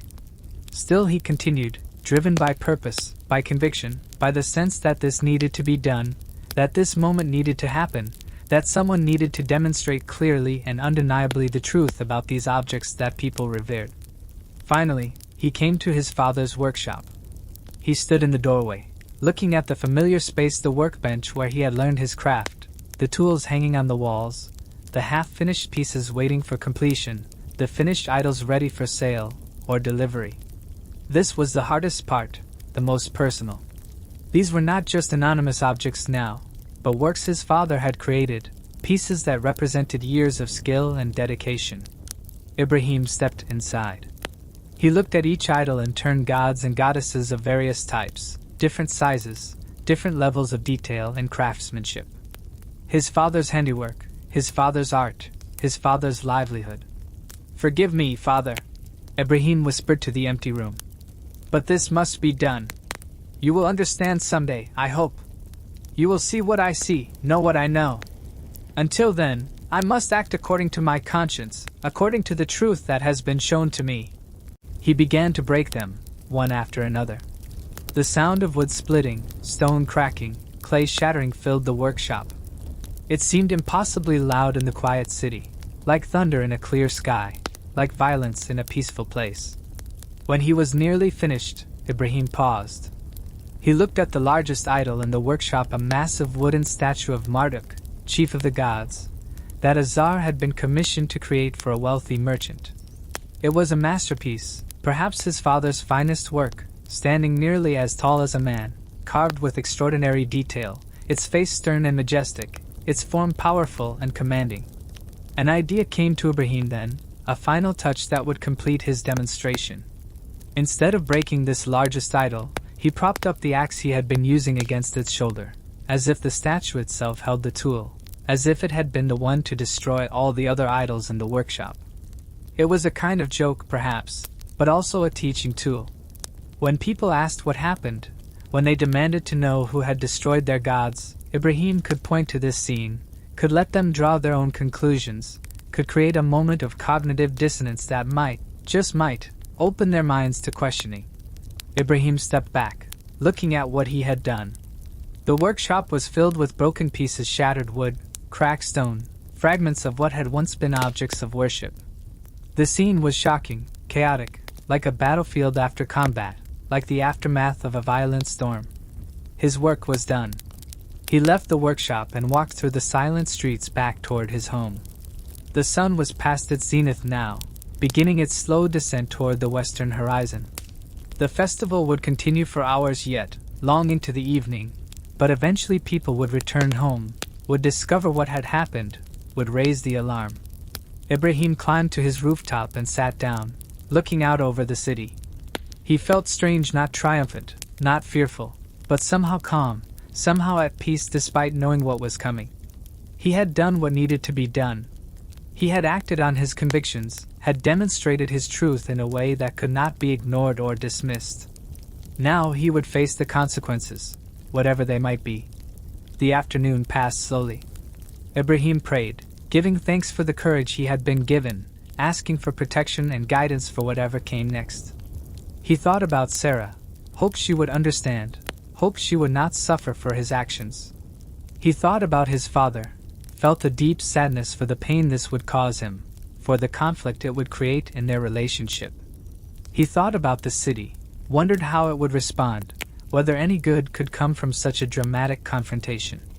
As the sun began to lower in the western sky, Ibrahim heard it, the first sounds of people returning, of the festival concluding, of normal life resuming. There were voices in the distance, laughter, the shuffle of many feet on stone streets. The city was breathing in again, filling itself back up with the people who lived within its walls. And then, suddenly, the character of the sound changed. The laughter stopped. The casual conversation ceased. There were shouts now, cries of alarm, voices raised in shock and anger. The discovery had begun. Person after person, house after house, shrine after shrine, people were finding their idols destroyed, their objects of worship broken and desecrated. The sounds intensified, spread, grew louder and more agitated. Ibrahim could hear his name being called, shouted, screamed. People were looking for him, demanding answers, seeking justice or revenge. He remained where he was, sitting calmly on the rooftop, waiting. He would not hide, would not flee. He had done what he had done openly, deliberately. He would face what came next with the same courage, the same conviction. Down in the streets below, he could hear the crowd gathering, growing, becoming more agitated. He heard his father's voice, anguished, crying out when he discovered his workshop destroyed. He heard other voices calling for Ibrahim to be found, to be brought before the authorities, to be punished for this sacrilege. Footsteps pounded on the stairs. The door to the rooftop burst open. Guards stood there, armed with spears, their faces hard with anger. "Ibrahim, son of Azar," one of them said, his voice cold and formal. "You are summoned to appear before the king and the high priest. Come with us." Now. Ibrahim stood slowly, calmly. He looked at the guards, at their weapons, at their angry faces, and felt no fear. Whatever happened now was in the hands of the one who had guided him this far, who had shown him truth, who had given him the courage to act on that truth. "I will come," Ibrahim said quietly. "I have been waiting for you." They escorted him down from the rooftop, through the streets, through the gathering crowds. People pressed in on all sides, shouting, cursing, some weeping, some enraged. Ibrahim walked through the midst of them with his head up, his gaze steady, his expression calm. He saw his father in the crowd, saw the pain and confusion on Azar's face, the betrayal, the incomprehension. Their eyes met for a moment, father and son, separated now by more than just physical distance, divided by truth and belief, by vision and blindness. Ibrahim wanted to speak, to explain, to comfort, but there was no opportunity, no space for such words. The guards moved him forward, through the crowd, toward the great temple where judgment awaited. The sun was setting now, painting the sky in shades of orange and red and purple. The day of the festival was ending in chaos and anger rather than celebration and joy. The great plaza before the temple, which had been filled with music and dancing and worship just hours before, was now filled with an angry mob demanding justice for the destroyed idols. The guards brought Ibrahim through the temple gates, up the great stairs, into the inner chambers where the powerful men of Uar conducted their business and made their judgments. The high priest in Merkah was there, his face grave and stern. The king was there, Namu, young and uncertain, flanked by his advisors. Other priests and officials lined the walls, all of them looking at Ibrahim with expressions ranging from anger to curiosity to something like fear. They had heard about him, of course. The young man who questioned the gods, who spoke against the established order, who had been watched and discussed and considered a potential problem. But this act of open destruction, of deliberate sacrilege, went far beyond anything they had anticipated. In Merkah stood, his white beard gleaming in the lamplight, his eyes sharp as they studied Ibrahim's face. "Ibrahim, son of Azar," the high priest said, his voice carrying easily through the chamber despite its quietness. "You stand accused of the gravest sacrilege, the destruction of sacred images, the desecration of holy places, the defiance of the gods themselves. The entire city has witnessed the results of your actions. Do you deny that you did these things?" Ibrahim stood straight, meeting the high priest's gaze directly. His voice, when he spoke, was clear and firm, without defiance but also without apology. "I do not deny it. I destroyed the idols throughout the city, broke them and scattered their pieces. I did this deliberately, with full awareness of what I was doing." A murmur ran through the assembled officials. And Merkah raised his hand for silence. "Why?" the high priest asked. "What possessed you to commit such acts? What madness, what hatred, what evil spirit drove you to defile the images of the gods who have protected this city, who have blessed our people, who have maintained order and prosperity for generations beyond counting?" Ibrahim took a deep breath. This was the moment he had been preparing for, the opportunity to speak his truth before those with power, to make his case, to plant seeds that might grow even if he himself did not survive to see them flourish. "I did it to demonstrate a simple truth," Ibrahim said, his voice carrying through the silent chamber. "The idols are not gods. They are carved wood and shaped stone, created by human hands, given meaning only by human belief. They cannot see or hear or act. They cannot help or harm. They are powerless, lifeless, false." "Blasphemy!" someone shouted from the assembled officials. Others echoed the cry, voices rising in anger and shock. Again Merkah raised his hand for silence. His face showed no emotion, but his eyes were intent on Ibrahim, studying him, trying to understand this young man who spoke with such certainty about matters that the wisest priests spent lifetimes contemplating. "You claim the gods are false," Merkah said. "Yet here you stand, breathing, alive, unpunished by the very deities you have defied. How do you explain this? If the gods are real and powerful, as we believe, why have they not struck you down?" Ibrahim felt his heart lift slightly. This was exactly the question he had hoped would be asked, the opening he needed to present his reasoning. "Perhaps," he said carefully, "you should ask the idols themselves what happened. Perhaps they can tell you who destroyed them." A confused silence followed these words. Several officials exchanged glances, unsure what Ibrahim meant. "The idols cannot speak," one of the priests said. "This is foolishness."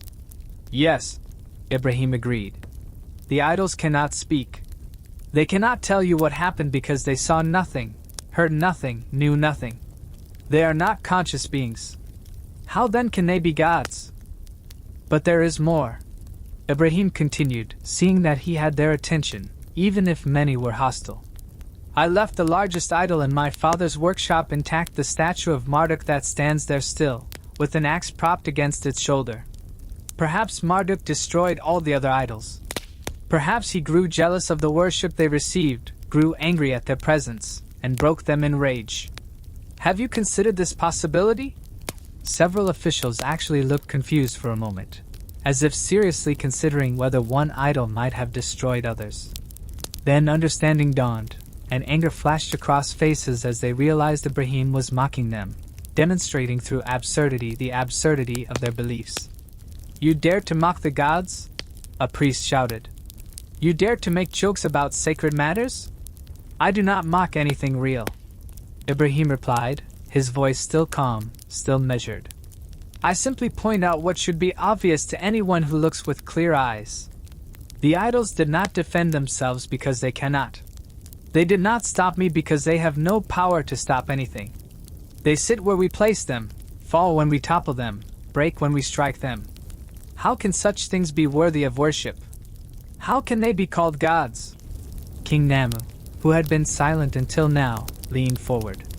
He was young, perhaps not much older than Ibrahim, and there was something in his expression that was not entirely hostile, a trace of curiosity, perhaps, or uncertainty.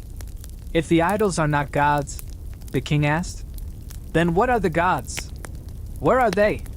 How are we to worship them?" Ibrahim turned to face the king directly. Here was the heart of it, the core teaching he needed to communicate. "There is one God," Ibrahim said, his voice gaining strength. "One creator, who made the heavens and the earth, who brought forth all that exists. This God is not like us, not made by us, not contained in wood or stone. This God is beyond our full comprehension, yet closer to us than our own breath. This God needs no idols, no images, no carved representations. This God asks only for our sincere worship, our ethical behavior, our care for one another, our pursuit of justice and truth." The chamber erupted in argument. Some officials were shouting for Ibrahim to be punished immediately, calling his words heresy and demanding his execution. Others were arguing for a more measured response, suggesting imprisonment or exile. Still others seemed uncertain, troubled by Ibrahim's words despite their desire to reject them. Enmerker let the chaos continue for a few moments, then raised both hands, calling for order. Gradually, the noise subsided, though angry mutterings continued around the edges of the room. "This matter," the high priest said finally, "is too serious to be decided hastily. Ibrahim has committed grave crimes against the gods and against the social order of our city. But he has also raised questions that deserve consideration, however uncomfortable they may be. You are floating now, suspended between waking and sleep, held gently by the story's current. Your breathing is deep and slow, your body perfectly still, perfectly at rest. Let the words wash over you like warm water." The chamber remained tense with conflicting energies, anger and curiosity, certainty and doubt, the desire for swift punishment, and the caution that comes with genuine uncertainty. Enmerker stood at the center of it all, an island of calm and troubled waters, his aged face revealing nothing of his inner thoughts.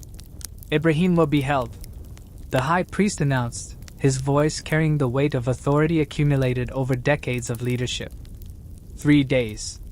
During this time, we will consult the omens, seek guidance from the gods themselves, and consider what his punishment should be. This is not a decision to be made in haste or in anger." The king nodded his agreement, seeming relieved to have the decision delayed. The responsibility diffused across time and consultation. Guards moved forward, taking Ibrahim by the arms, preparing to lead him away to whatever cell or chamber would serve as his prison. As they turned him toward the door, Ibrahim's eyes swept across the assembled officials one last time. He saw so many expressions, their rage, confusion, fear, and in a few faces, just a few, something that might have been thoughtfulness, might have been the beginning of doubt about certainties long held. That was something, at least. Seeds planted, even in hostile soil, might still find a way to grow. They took him down into the lower chambers of the temple complex, to a small room with thick walls and a heavy door. There was a single small window high up, too small for escape, allowing only a thin shaft of the evening light to penetrate the darkness. A mat lay on the floor, a water jug sat in the corner, nothing else. It was a place for waiting, for isolation, for the suspension of normal life while others decided your fate. The door closed with a heavy thud. The bolt slid into place. Ibrahim was alone. He stood for a moment in the dim light, allowing his eyes to adjust, his mind to settle. Then he lowered himself to the mat, crossed his legs, and closed his eyes. If he had 3 days before judgment came, he would use them well in prayer, in reflection, in preparation for whatever was to come. Your own body is at rest now, like Ibrahim on his mat. Every muscle is loose, every tension released. You are held safely, peacefully, in this moment of quiet. There is nowhere you need to be, nothing you need to do. Just rest, just breathe, just listen. The first night was the hardest. As darkness filled the cell completely, as the sounds of the temple quieted to occasional footsteps and distant voices, Ibrahim felt the weight of what he had done settle over him. Not regret, exactly, but a deep awareness of consequences for himself, for his father, for Sarah, for anyone who had shown him kindness or listened to his words. His father especially occupied his thoughts. Azar had built his entire life around his craft, had taken pride in his skill, had found meaning in creating objects that people valued and revered. To have his son destroy that work, to have his workshop desecrated, his livelihood damaged, it was a betrayal that Ibrahim felt keenly, even while knowing he could not have acted differently. Guide him, Ibrahim prayed into the darkness. Let him see somehow, someday, what I have tried to show. Let him understand that I acted not from hatred or madness, but from love of truth, from desire to turn people toward what is real and away from what is false. Heal the wound I have caused him, even if he cannot forgive me. He prayed for Sarah, for her safety and peace. He prayed for the few others who had listened to his teachings, that they would not suffer for their association with him. He prayed for the officials who would decide his fate, that they might be granted wisdom and mercy.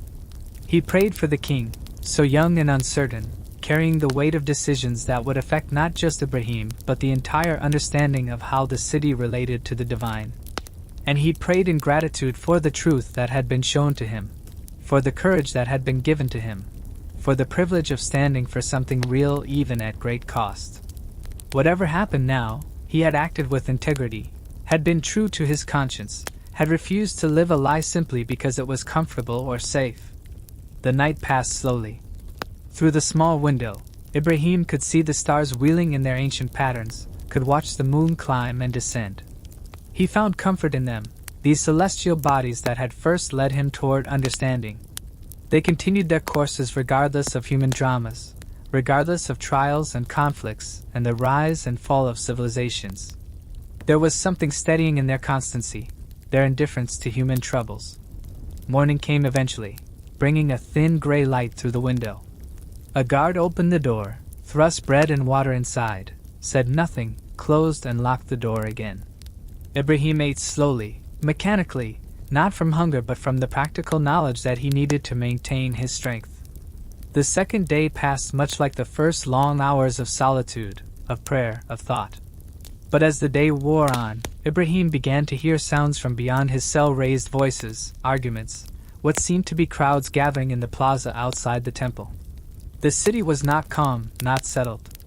His actions had stirred something up, had created a disturbance that went beyond simple anger at vandalism. That evening, as the light was fading, the door opened again. But this time it was not a guard with food. It was one of the younger priests, a man Ibrahim vaguely recognized from the marketplace, someone who had sometimes lingered at the edges when Ibrahim spoke, listening without commenting. The priest looked nervous, glancing over his shoulder before stepping fully into the cell. He spoke in a low, urgent whisper. "I should not be here. If I am discovered, I will face punishment myself. But I thought you should know what is being debated, what the high priest and the officials are considering." Ibrahim stood, moved closer. "Tell me." "There are 3 positions," the priest said, speaking quickly. "Some, the most angry, want you executed immediately as a blasphemer and destroyer of sacred things. They see you as a cancer that must be cut out before your ideas spread further." He paused, took a breath. "Others, more moderate, suggest exile. They would cast you out from Yair, forbid you from ever returning, but spare your life. They see you as deluded, perhaps, or touched by some evil spirit, but not necessarily deserving of death." "And the 3rd position?" Ibrahim asked. The priest's expression became troubled. Immerker has proposed something different. A trial by fire. He says that if you truly believe the idols have no power, if you truly believe in this one God you speak of, then let the gods themselves prove who speaks truth. You would be cast into a great fire, and if your God is real and powerful, he will save you. If not, he left the sentence unfinished. Ibrahim felt his heart accelerate slightly. A trial by fire. It was an ancient practice, occasionally used in matters where human judgment seemed insufficient, where divine intervention was sought to determine truth or guilt. It was dramatic, public, definitive, and almost always fatal. "What does the king say?" Ibrahim asked. "The king is young, uncertain. He listens to his advisors, who are divided. But I think—" The priest hesitated, then continued, "I think Merker's proposal appeals to him. It resolves the matter without the king having to order an execution directly, without taking responsibility for killing you. If you die in the fire, it is the god's judgment, not his. And if by some miracle you survive—" The priest shook his head. "Well, that would be something no one expects. Why are you telling me this?" Ibrahim asked. "What do you believe?" The priest looked at him for a long moment. In the dim light, his face was shadowed, hard to read, but there was something in his eyes, doubt, perhaps, or the beginning of questioning. "I do not know what I believe anymore," the priest admitted quietly. "I have served the gods faithfully all my life, performed the rituals exactly as taught, never questioned the teachings I received. But your words, they linger in my mind. And what you did destroying the idols without being struck down, without any divine retribution, it troubles me. If the gods are real and powerful, why did they not defend themselves? Why did they need human hands to seek justice for them?" He glanced toward the door again, nervous. "I must go. But Ibrahim, I thought you should know what you face. If you have any prayers to make, any peace to find with your God, make them now. The trial will likely be tomorrow." He left, pulling the door closed quietly behind him, leaving Ibrahim alone once more with his thoughts and prayers. Your breathing continues, slow and deep, as natural as the tide, as effortless as sleep itself. The story holds you gently, carrying you deeper into rest with each word, each sentence, each moment. Ibrahim sat back down on the mat. A trial by fire. He turned the idea over in his mind, examining it from different angles, considering what it meant, how he felt about it. Fear would be a natural response, a reasonable reaction. Fire was one of the most terrible ways to die, painful, prolonged, horrific. Every instinct in the body recoiled from flames, from heat that consumed flesh and bone. To willingly enter fire, to accept being cast into flames, went against every survival impulse humans possessed. Yet Ibrahim found that he was not afraid, not in the way he might have expected. There was nervousness, certainly, a tightness in his chest, a quickening of his pulse when he thought about the physical reality of what might happen. But underneath that natural physical response, there was something else, a deep calm, a certainty that he was not alone, that whatever happened was in hands larger and more capable than his own. He had acted according to truth. He had been faithful to the understanding that had been given to him. If his God was real, and Ibrahim had no doubt of this, then his God was powerful enough to do as he willed. If that meant protection from fire, so be it. If it meant allowing Ibrahim to die as a witness to truth, so be that also. Either way, Ibrahim would not recant, would not pretend to believe what he knew to be false, would not bow to idols he knew to be powerless. "I am in your hands," Ibrahim prayed into the darkness. "I trust in you, whatever comes. If you will deliver me, I will praise you. If you will let me die, I will still have lived according to truth, and that is enough. Give me courage for tomorrow. Let me face whatever comes with dignity and faith. Let my life or my death serve your purpose, whatever that purpose may be." He lay down on the mat and, surprisingly, slept. Not the fitful, anxious sleep of someone facing execution, but a deep, peaceful rest, like a child sleeping in safety, like someone who has put down a burden they no longer need to carry. The third day dawned bright and clear. The guard came early, bringing not just bread and water but also a basin for washing clean clothes. There was almost a ceremonial quality to it, a recognition that this was not an ordinary day, not an ordinary prisoner. "You are to be brought before the assembly at midday," the guard said. His voice was gruff, but not unkind. Perhaps even guards could be uncertain, could question, could wonder whether what they were doing was right. The high priest has proclaimed a trial by fire. The whole city will witness it. Ibrahim washed, dressed in the clean clothes, ate the bread slowly. He felt strangely calm, almost detached, as if watching himself from a distance. This was really happening. In a few hours he would face fire. His life might end today, might be consumed in flames before sunset. Or something else might happen, something he could not predict or imagine. He prayed one more time, simply, directly. Be with me. Guide me. Give me courage. Let your will be done. When the guards came to escort him out, Ibrahim walked without resistance, his head high, his steps steady. They led him up from the lower chambers, through the temple corridors, out into the brilliant midday sun. The plaza was packed with people. It seemed as if all of UR had gathered thousands of faces, thousands of eyes, all focused on the scene that was being prepared. In the center of the plaza, a great pit had been dug and filled with wood, not just branches and kindling, but massive logs, enough fuel to create an inferno that would burn for hours. Around the edges of the plaza, guards stood in formation, keeping the crowd back, maintaining order. On a raised platform sat the king and his advisors, the high priest and Merkur, other officials and priests.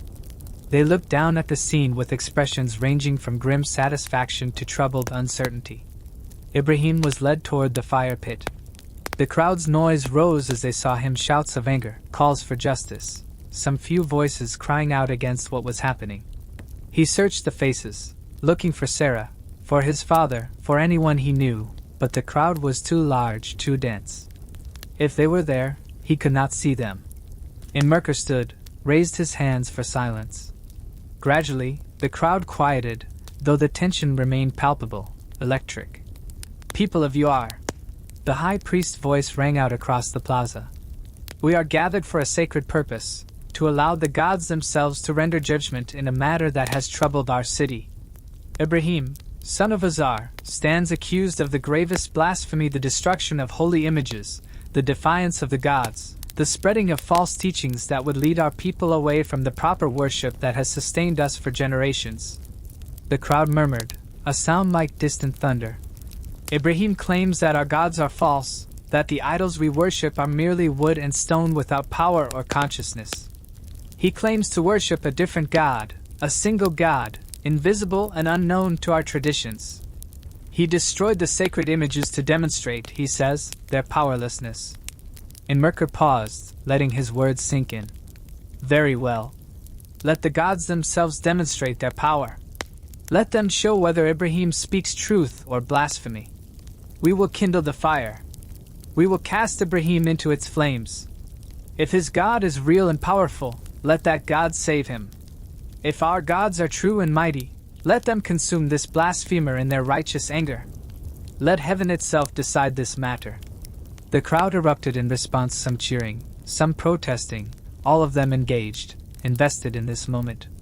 This was not just a trial of one man, but a trial of beliefs, of certainties, of the entire worldview that structured their society and their sense of meaning. Priests moved forward with torches.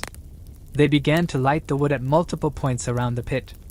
The fire caught quickly dry wood, perfect conditions, flames leaping upward, spreading from log to log, growing rapidly in size and intensity. Within moments, the pit was a roaring inferno, waves of heat radiating outward, smoke billowing upward into the clear sky. Ibrahim felt the heat even from where he stood, 30 feet away. It was intense, overwhelming, a physical force that pushed against him like a living thing. The flames danced and roared, yellow and orange and white at the center, reaching upward, hungry, consuming. This was real. This was actually happening. In moments, he would be thrown into that fire, would feel that heat not as a distant force but as an all-consuming presence. Every instinct screamed at him to resist, to fight, to run. But he stood still, breathing deeply, finding the calm center within himself, the place where the one resided, where truth dwelt beyond fear. 2 guards moved to his sides, taking his arms. They began to walk him toward the fire. The crowd's noise intensified, roaring, shouting. a cacophony of human emotion. The heat grew more intense with each step, the flames larger, the roar louder. They reached the edge of the pit. Ibrahim could feel the hair on his arms singeing, could barely breathe in the superheated air. The guards hesitated for just a moment. Even they, trained warriors, drew back from the intensity of the fire, from the primal wrongness of throwing a living man into such an inferno. Ibrahim closed his eyes. In his mind, he spoke one final prayer, not of fear or desperation, but of trust, of surrender, of complete faith. I am yours. Do with me as you will. The guards pushed him forward. Ibrahim fell into the fire. Breathe deeply now. Let yourself rest in this moment. The story continues, but you are safe, warm, peaceful. Your body is at complete rest, your mind drifting in that space between thought and sleep. What happened next would be spoken of for generations, would become legend, would be told and retold until the facts were obscured by wonder and the wonder itself became the truth that mattered most. The crowd watched, expecting to see what they had seen before in such trials: the immediate and terrible consumption of a human body by fire, the brief and horrible screaming, the quick reduction of flesh and bone to ash. They watched, ready to see the gods' judgment executed, to witness the vindication of their beliefs and the destruction of this challenger to their certainties. But that is not what they saw. Ibrahim did not burn. He fell into the flames and disappeared from sight for a moment, swallowed by the inferno. The fire roared higher, as if fed by his presence, flames leaping 20 feet into the air. The heat was so intense that the front ranks of the crowd had to step back, shielding their faces. But then, through the flames, they saw him. Standing in the midst of the fire, surrounded by it, engulfed by it, yet not consumed. The flames licked around him but did not touch him, or touched him without burning, or burned him without harm. However it worked, whatever was happening, Ibrahim stood in the center of the inferno unharmed, untouched, peaceful. The crowd's roar turned to gasps, then to stunned silence. Thousands of people stood frozen, unable to process what they were seeing, unable to reconcile it with their understanding of how the world worked. Fire burned. That was an absolute law of nature. Yet here was a man standing in fire without burning, a miracle so obvious, so undeniable, that no explanation or rationalization could dismiss it. On the platform, Inmerker had risen to his feet, his face gone pale, his composure shattered for the first time in decades. The king sat motionless, his mouth open, his eyes wide with disbelief. Officials and priests turned to one another, seeking explanation, finding only mirrored shock. Inside the fire, Ibrahim felt something extraordinary. The flames that should have consumed him instantly had become something else: cool, gentle, like a breeze on a summer day. The fire that roared around him with physical fury did not touch him with heat, did not burn his skin, did not even singe his clothes. It was as if the fundamental nature of fire had been changed, as if the laws that govern matter and energy had been temporarily suspended, rearranged, made subject to a higher law, a deeper reality. He was not alone in the fire. He could not see anyone, could not point to a presence and say, "There," but he felt it with absolute certainty. He was accompanied, protected, held by something vast and loving and powerful beyond measure. The one who had guided him to truth was now protecting him in truth's defense, was demonstrating through this miracle what words could never adequately communicate: that there was indeed a power beyond human understanding, beyond the carved idols, beyond the ritual and hierarchy and tradition of established religion.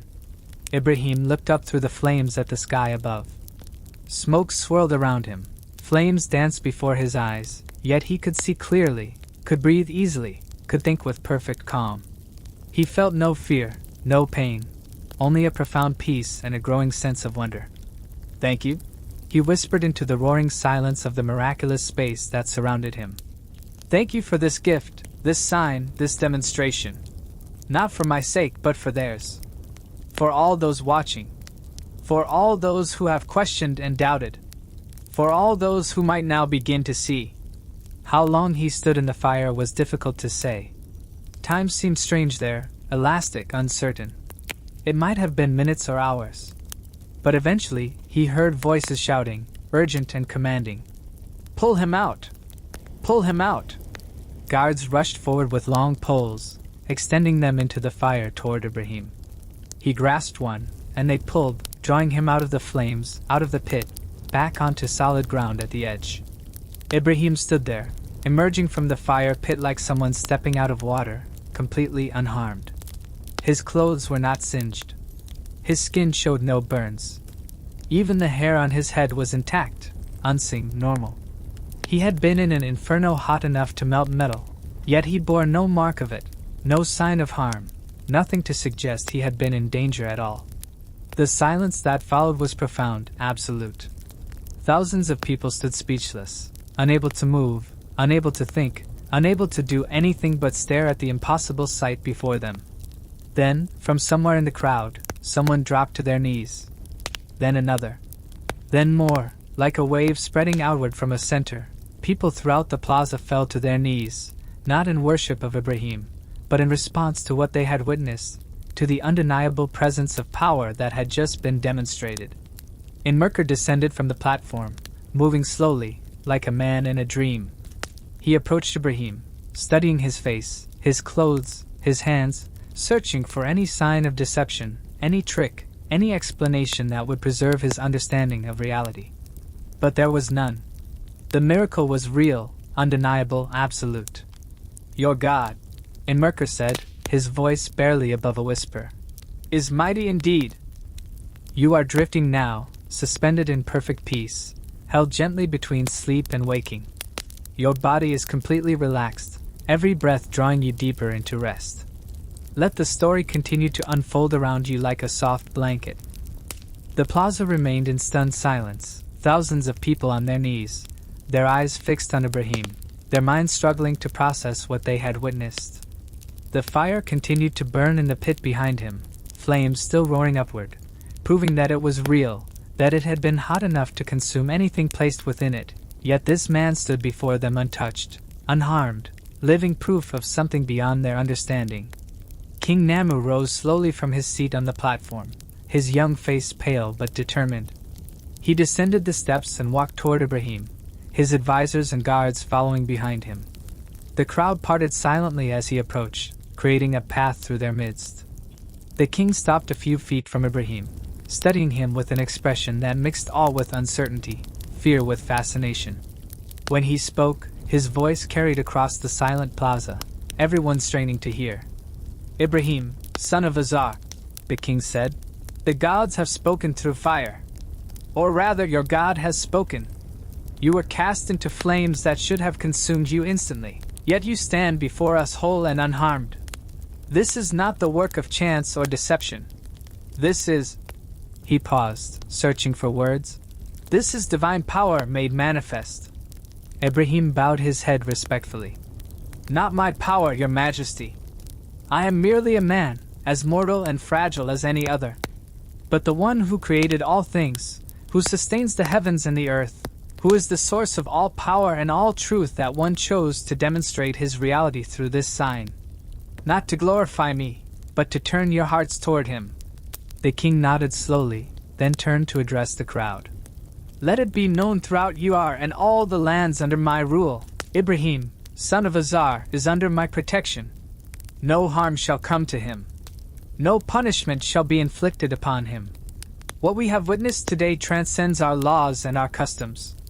The divine realm has intervened in our affairs, and we must respond with wisdom and humility." He turned back to Ibrahim. "You are free to go. Speak your teachings, worship as you will. I make no demands of you, but I ask one thing: teach us. Help us understand this God you serve, this power that commands even fire itself." Before Ibrahim could respond, another voice rang out across the plaza. "My son!"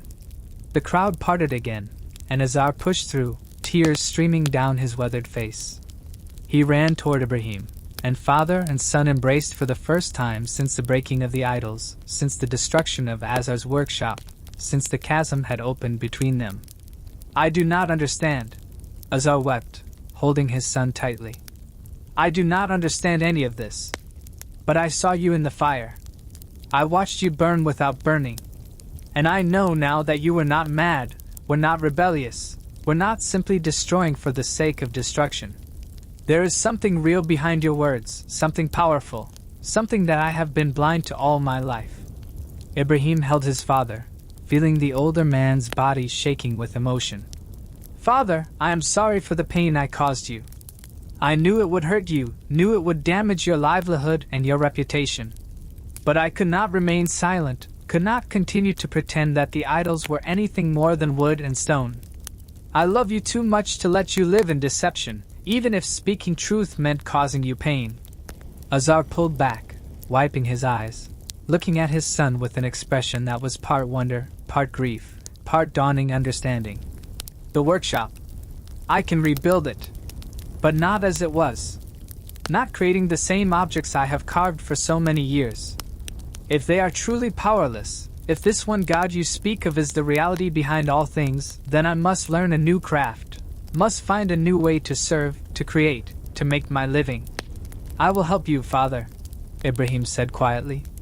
"Whatever you need, whatever you choose to do, I will stand beside you."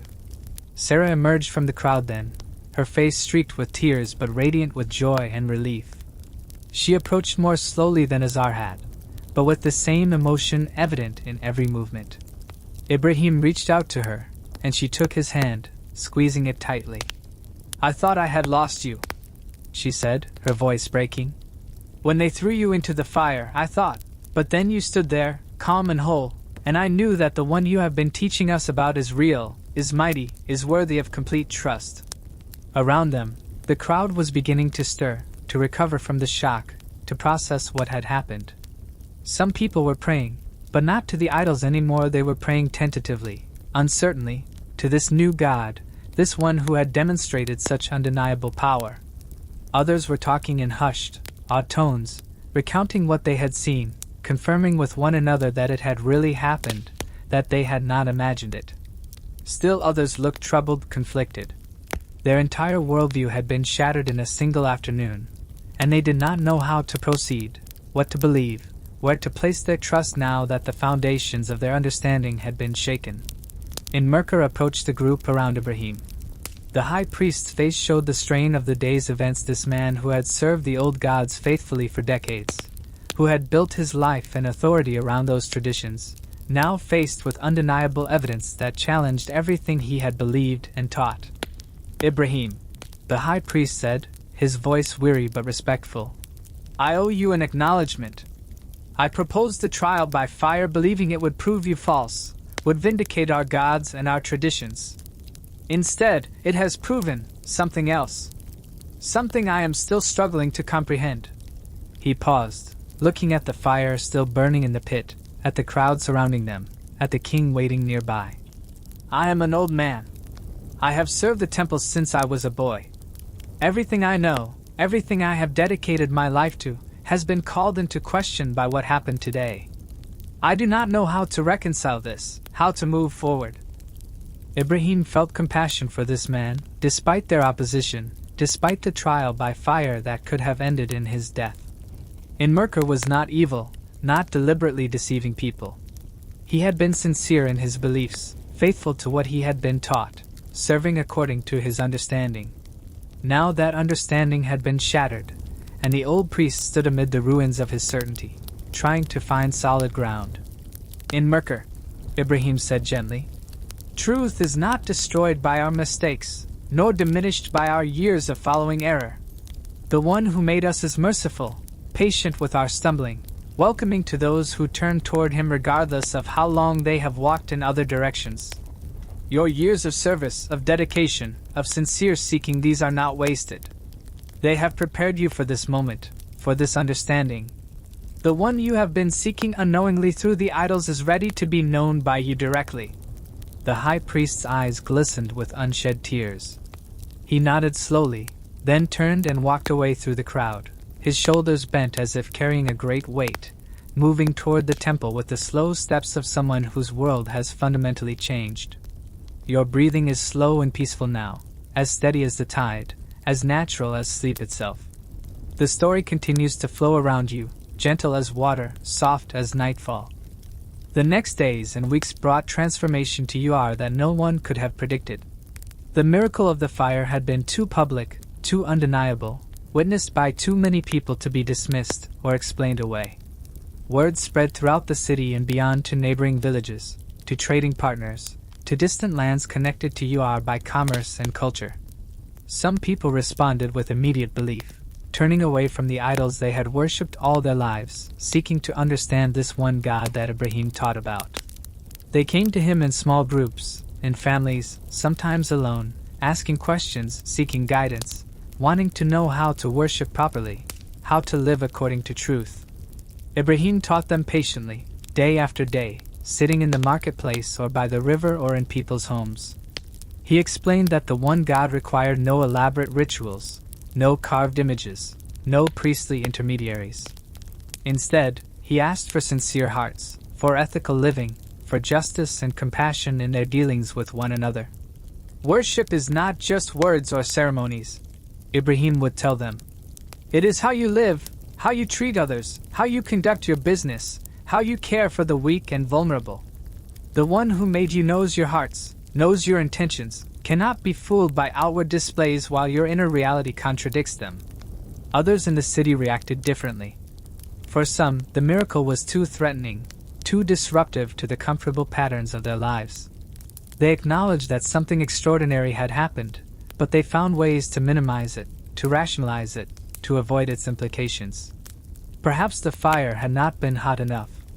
Perhaps Ibrahim had used some trick or magic they did not understand. Perhaps it was an isolated event that did not necessarily invalidate all their previous beliefs. The temple priesthood was divided. Some, like the young priest who had visited Ibrahim in his cell, began quietly questioning their traditions, studying their ancient texts with new eyes, looking for hints of a truth that might have been obscured by centuries of accumulated ritual and interpretation. Others doubled down on their traditional beliefs, insisting that their gods remained valid, that the old ways should be maintained, that Ibrahim's miracle was somehow compatible with the existing religious system if properly understood. King Nama found himself in a difficult position. He was young, still establishing his authority, trying to maintain stability in a city suddenly thrown into religious upheaval. He could not simply abolish the old religion. Too many people's livelihoods depended on the temple system. Too much of the social structure was built around traditional worship. Yet he could not deny what he had witnessed, could not pretend that nothing significant had happened. He took a middle path, one that satisfied no one completely but prevented outright chaos. The old temples would remain, for those who still wished to worship there. But no one would be compelled to participate, no one would be punished for following Ibrahim's teachings. There would be freedom of conscience, of belief, of worship, a radical concept for that time and place, but one that seemed necessary given the circumstances. Azar did indeed rebuild his workshop, but as he had promised, not as it was before. He began creating different objects, practical items, beautiful carvings that depicted natural scenes rather than deities, furniture and tools and decorative objects that served human needs without claiming divine significance. His skills as a craftsman remained undiminished, but now they were directed toward different ends. Father and son worked together in the rebuilt workshop, their relationship healed though not unchanged. There was a new dynamic between them now, Azar learning from Ibrahim about spiritual matters, while Ibrahim still respected his father's greater experience and wisdom in practical affairs. They talked as they worked, Ibrahim explaining the one God's nature, Azar asking questions, both of them growing in understanding through their dialogue. Sarah became Ibrahim's partner in teaching, particularly with the women who came seeking understanding. She spoke of her own journey from comfortable belief to questioning to new understanding, helped other women navigate the social pressures and family conflicts that often arose when someone's beliefs changed dramatically.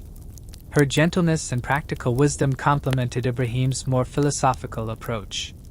One evening, several weeks after the trial by fire, Ibrahim sat on his rooftop as he had done so many times before. Sarah sat beside him, and they watched the sunset over UR, the sky turning brilliant shades of orange and purple and deep blue as day transitioned into night. "Everything has changed," Sarah said softly. "Yet everything remains the same. The sun still sets. The stars still emerge. The river still flows. But we see it all differently now, understand it differently. Ibrahim nodded. The truth was always there, always real. We just learned to see it, to recognize it, to align ourselves with it. The world has not changed, we have changed. And in changing, we begin to see the world as it actually is. They sat in comfortable silence for a while, watching the first stars appear in the darkening sky. The city below them was settling into evening, cooking fires being lit, children being called inside, the day's work concluded, the peace of evening descending. "What comes next?" Sarah asked. "You have spoken truth hearing you are, demonstrated it through the miracle of the fire. Some have believed, some have rejected, some remain uncertain. Where does your path lead now?" Ibrahim considered the question. He had been thinking about it himself, sensing that his work in UR might not be complete, but might also not be his only purpose, his final destination. "I do not fully know," he admitted. "But I feel that the one who guided me to truth, who protected me in the fire, who has brought so many to understanding that one has more for me to do, more places to go, more people to reach. UR is important, but it is not everything. There is a wider world out there, other cities, other peoples, other souls seeking truth.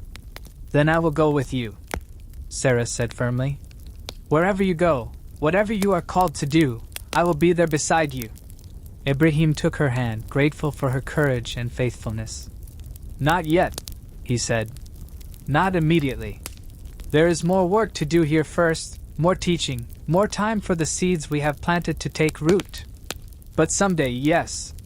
Someday we will journey beyond UR's walls, will carry this truth to other places, we'll see where the path leads." The stars were fully visible now, scattered across the darkening sky like diamonds on velvet. The moon was rising in the east, growing brighter as the ambient light faded. It was the same moon Ibrahim had once thought might be divine, the same moon that had been part of his journey toward truth. Now he saw it clearly for what it was, a beautiful creation, worthy of appreciation, revealing the Creator's artistry, but not itself divine, not itself worthy of worship. Your eyes are closed now, you're breathing deep and slow, your body perfectly relaxed. Sleep is very near, hovering at the edges of your consciousness. Let yourself drift toward it, gently, peacefully. In the weeks that followed, a rhythm established itself. Ibrahim taught daily, helped his father in the workshop, spent time with Sarah and the growing community of believers. The initial excitement and disruption following the miracle gradually settled into a new normal, a city learning to accommodate different beliefs, different understandings, different approaches to the divine. But Ibrahim knew this equilibrium was temporary. He could sense changes coming, could feel the pull of a destiny that extended beyond the walls of UR, beyond the familiar streets and buildings and people he had known all his life. One night, as he lay on his rooftop looking at the stars, Ibrahim heard it again, that inner voice, that sense of guidance that had led him through questioning to understanding, through understanding to action, through action to miraculous deliverance. "Leave this place," the voice said, not in words exactly, but in a knowing that was deeper than words, more certain than speech. "Leave your father's house, leave the city of your birth, leave the familiar and comfortable. I will show you a new land, a place where you will become a great nation, where your descendants will be as numerous as the stars you are watching, where through you all the peoples of the earth will be blessed." Ibrahim's heart raced. This was new, unexpected, larger than anything he had imagined. To leave UR, to journey into the unknown, to trust that he would be guided to some unnamed place for some vast purpose, it was both terrifying and exhilarating. "When?" Ibrahim asked silently. "Where? How will I know the way?" "Trust," came the response. "Walk by faith, not by sight. I will guide you step by step, day by day. You will not see the full path at once, but you will see the next step, and that will be enough. Prepare yourself. Prepare your household. The time to leave is coming soon." Ibrahim lay awake long into the night, processing this new direction, this new calling. Everything he had done so far, the questioning, the teaching, the breaking of idols, the trial by fire, had been preparation for something larger. He had thought his purpose was to bring truth to UR, to turn his city toward proper worship. But it seemed that was only the beginning, only the first chapter of a much longer story. In the morning, he told Sarah what he had heard, what he had been called to do. "I am not surprised," she said, though her eyes showed both excitement and fear. "I have felt it too, in my own way, the sense that we are being prepared for something, that our time here in UR is a beginning, not an ending." "Where will we go?" "I do not know yet," Ibrahim said. "But I trust that we will be shown. We need to prepare, gather supplies, decide who will come with us, settle our affairs here. This will not be a brief journey or a temporary relocation. I believe we are leaving permanently, setting out toward a new home we have never seen." Word spread through the small community of believers. Some were troubled by the news that Ibrahim would be leaving. He had become their teacher, their guide, their example of faith in the one God. How would they continue without his presence and leadership? But Ibrahim reassured them. "Truth does not depend on my presence. The one you have learned to worship is everywhere present, as available to you as to me. You have been taught well.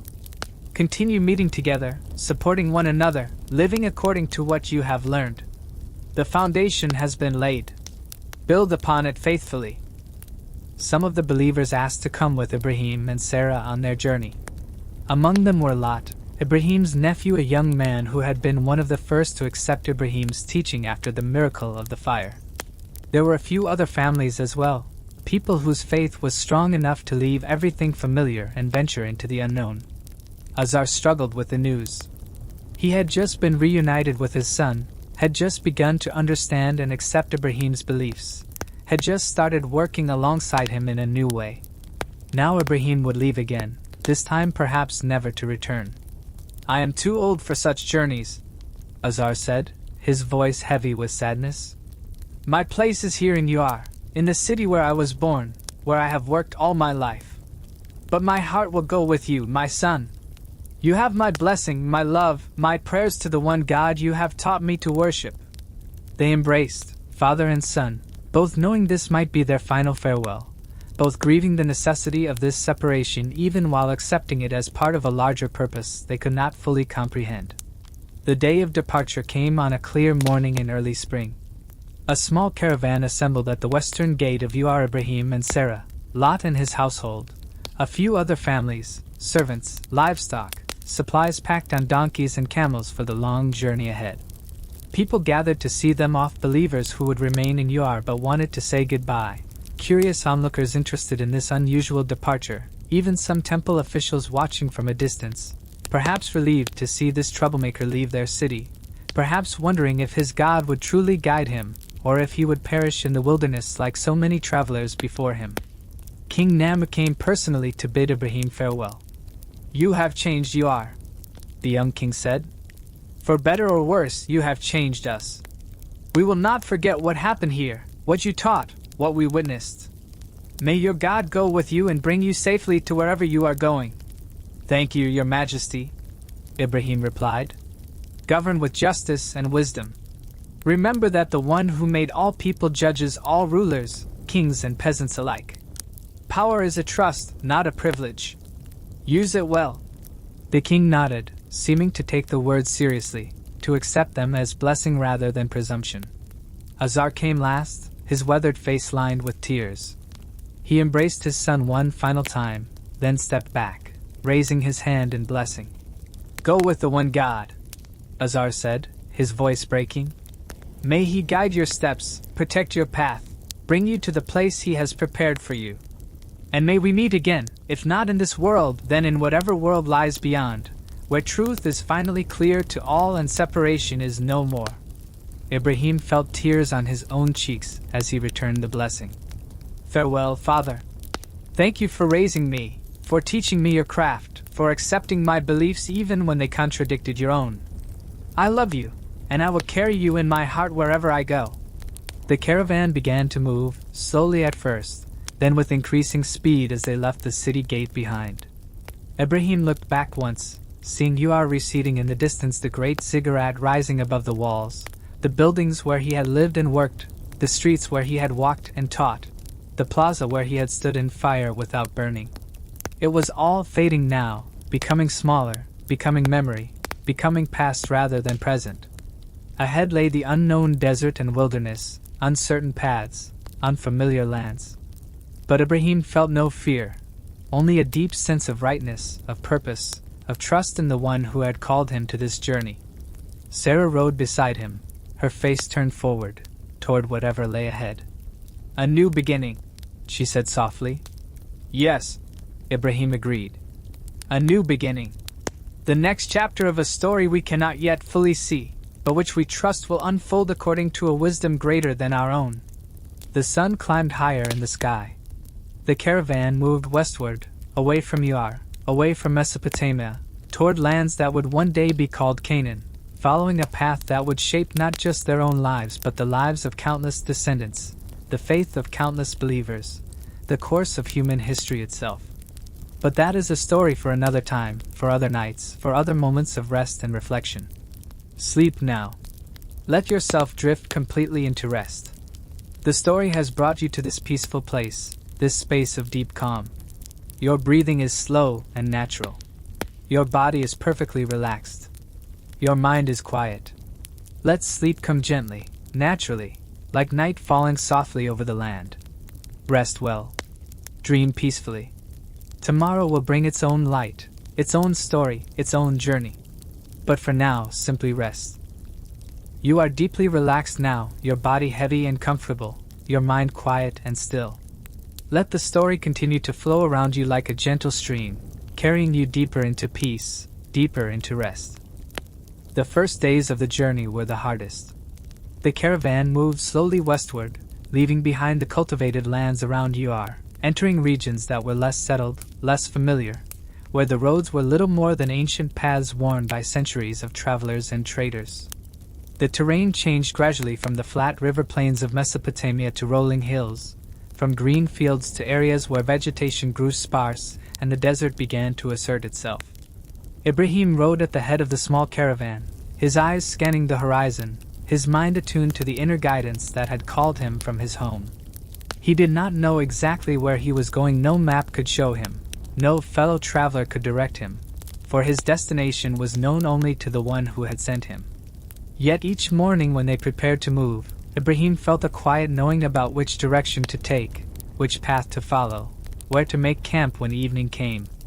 Sarah rode nearby, sometimes beside him, sometimes behind with the other women. She watched her husband with a mixture of pride and concern. She had never doubted his calling, never questioned the decision to leave Ur, but the practical realities of travel were demanding the heat, the dust, the uncertainty of water sources, the constant need to find grazing for the livestock, the vulnerability of being travelers in lands controlled by others. "How will you know when we have arrived?" Sarah asked one evening as they made camp in a sheltered valley where a small spring provided water for themselves and their animals. "What sign will tell you this is the place the one has prepared for us?" Ibrahim was quiet for a moment, arranging stones for their cooking fire, his hands moving with the practiced ease of one who had quickly adapted to this nomadic life. "I believe I will simply know," he said finally. "Just as I knew when it was time to leave Ur, just as I know each morning which direction to travel. The one who guides me has not brought us this far to leave us uncertain at the crucial moment."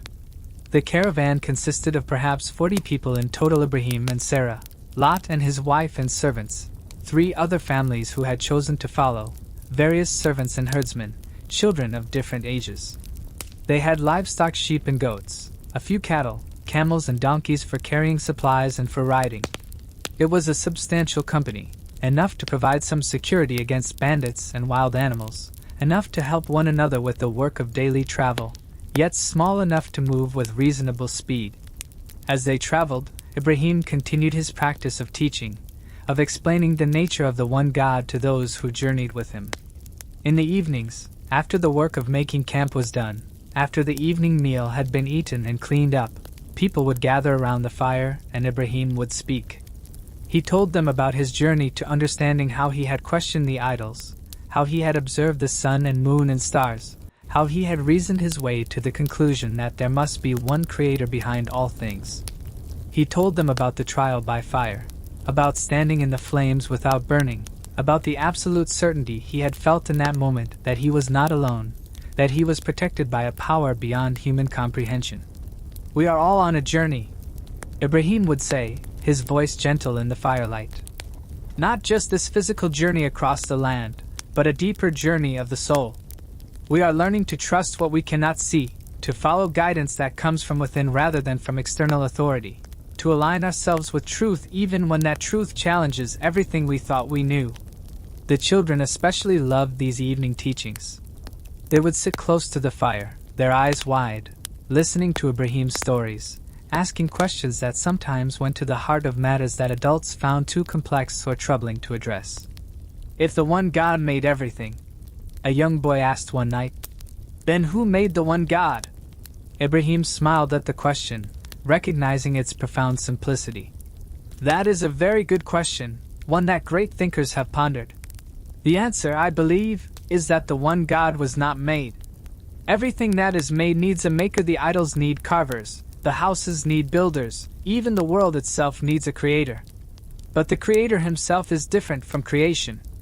He has no beginning and no ending, was not made and cannot be unmade. He simply is, has always been, will always be.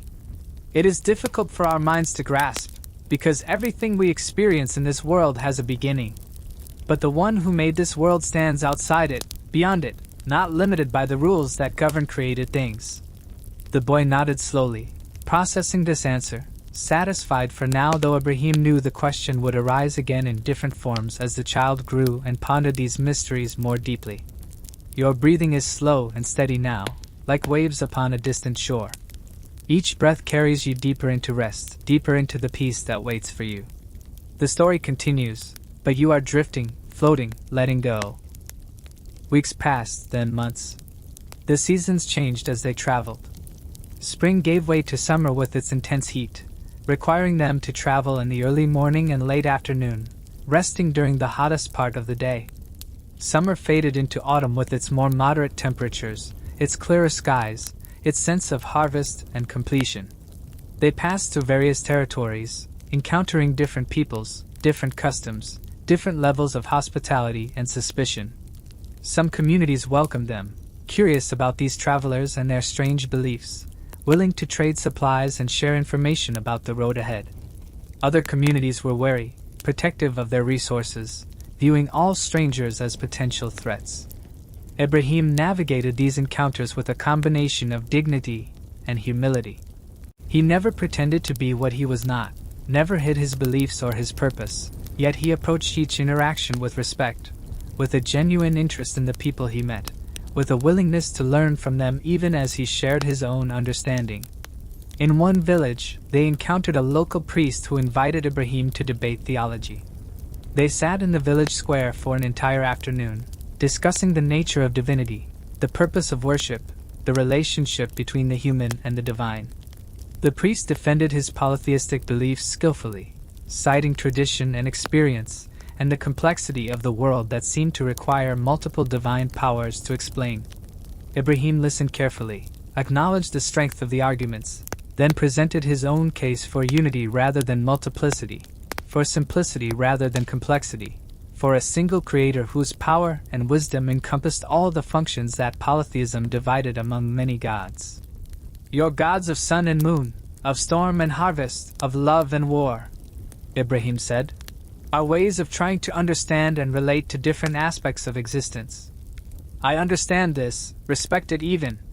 But I suggest that these are not separate divine beings but different manifestations of one power, one intelligence, one will. When you pray to the sun god, you are reaching toward the one who created the sun. When you offer sacrifices to the harvest goddess, you are acknowledging the one who makes growth possible. You are not wrong to recognize these powers, you are simply dividing what is actually unified." The priest was thoughtful, not convinced but intrigued. When they parted, he gave Ibrahim his blessing and provisions for the journey, saying, "Your God may be one, but he has given you many gifts: wisdom, eloquence, courage. May he continue to guide you well." Not all encounters were so peaceful. In one region, they were threatened by a group of bandits who saw the caravan as easy prey, travelers far from home, laden with goods and livestock, seemingly vulnerable. The bandits approached with weapons drawn, demanding that Ibrahim surrender everything of value or face violence. Ibrahim stood at the front of his people, unarmed but unafraid. He spoke to the bandit leader directly, his voice calm and steady. "We have some wealth. This is true livestock and supplies needed for our journey.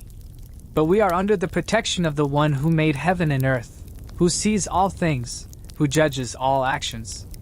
You may take from us by force, but you will answer for it, if not to human law then to divine justice. Or you may let us pass in peace, and the one we serve will bless you for your mercy and wisdom." The bandit leader studied Ibrahim for a long moment, searching his face for signs of fear or deception, finding only sincere calm. Something in that moment gave him pause, perhaps the quiet confidence in Ibrahim's voice, perhaps a superstitious fear of divine retribution, perhaps simply recognition of another human being's dignity and faith. "Go," the bandit leader said finally, lowering his weapon. "Go in peace. Your God must be powerful indeed to give you such courage in the face of death. I will not test whether he is powerful enough to protect you." The caravan moved on, unharmed, and that night Ibrahim offered special prayers of thanksgiving for their deliverance. It had been a different kind of miracle than the fire, less dramatic, less visible, but no less real. Hearts had been changed, violence had been averted, guidance had been given in a moment of danger. As they continued their journey, Ibrahim noticed something interesting happening within the caravan itself. The people who traveled with him were becoming more than just followers or companions. They were becoming a community, bound together not just by shared destination but by shared beliefs, shared experiences, shared trust in the one who guided them. Lot proved to be particularly helpful, taking on many of the practical responsibilities of managing the caravan. He was younger than Ibrahim, energetic and capable, good with animals and skilled at negotiating with the people they encountered. Ibrahim came to rely on his nephew, to trust him with important decisions, to see him almost as a son. The families who had joined the journey from Yair were also growing in faith and understanding. The hardships of travel, the uncertainty, the physical challenges, the moments of danger, instead of weakening their commitment, seemed to strengthen it. They were learning that faith was not just intellectual assent to certain propositions about God, but a lived reality, a daily trust, a moment-by-moment dependence on guidance that came from beyond themselves. Children were born during the journey, their cries at night a reminder of life continuing, of hope persisting, of the future unfolding even in the midst of present challenges. These children born on the road would have no memory of Yair, no attachment to the old ways. They would grow up knowing only the one God, only this nomadic life, only this faith that their parents had chosen and were passing on to them. Sleep is very close now, hovering at the edges of your consciousness. Your body is perfectly relaxed, your mind quiet and still. Let yourself drift, let yourself rest, let the story carry you into peaceful dreams.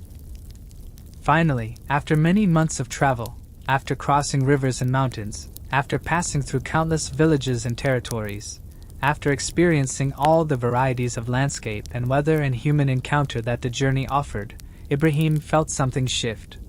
They had entered a land that was different, not dramatically so, but subtly, in ways that spoke to something deep within him. The land was beautiful, rolling hills green with vegetation, valleys where streams ran clear and pure, forests of oak and pine, meadows suitable for grazing. It was neither desert nor dense jungle, either too hot nor too cold, a land of balance and moderate climate, a land that seemed to offer the possibility of settled life, of permanence, of home. "This is it," Ibrahim said to Sarah one evening as they stood on a hillside overlooking a broad valley. "This is the land we were seeking. I feel it with certainty this is where we are meant to be." Sarah looked out over the valley, her expression thoughtful. "It is beautiful," she said, "but it is not empty. There are people here already, villages and settlements. How will we live here? Will they accept us? Will there be conflict? I do not know all the answers," Ibrahim admitted. "But I trust that the one who brought us here has prepared a place for us. We will not take by force what belongs to others. We will seek to live in peace, to coexist, to be good neighbors and faithful to our calling. The land is vast, there is room for many peoples, many ways of life."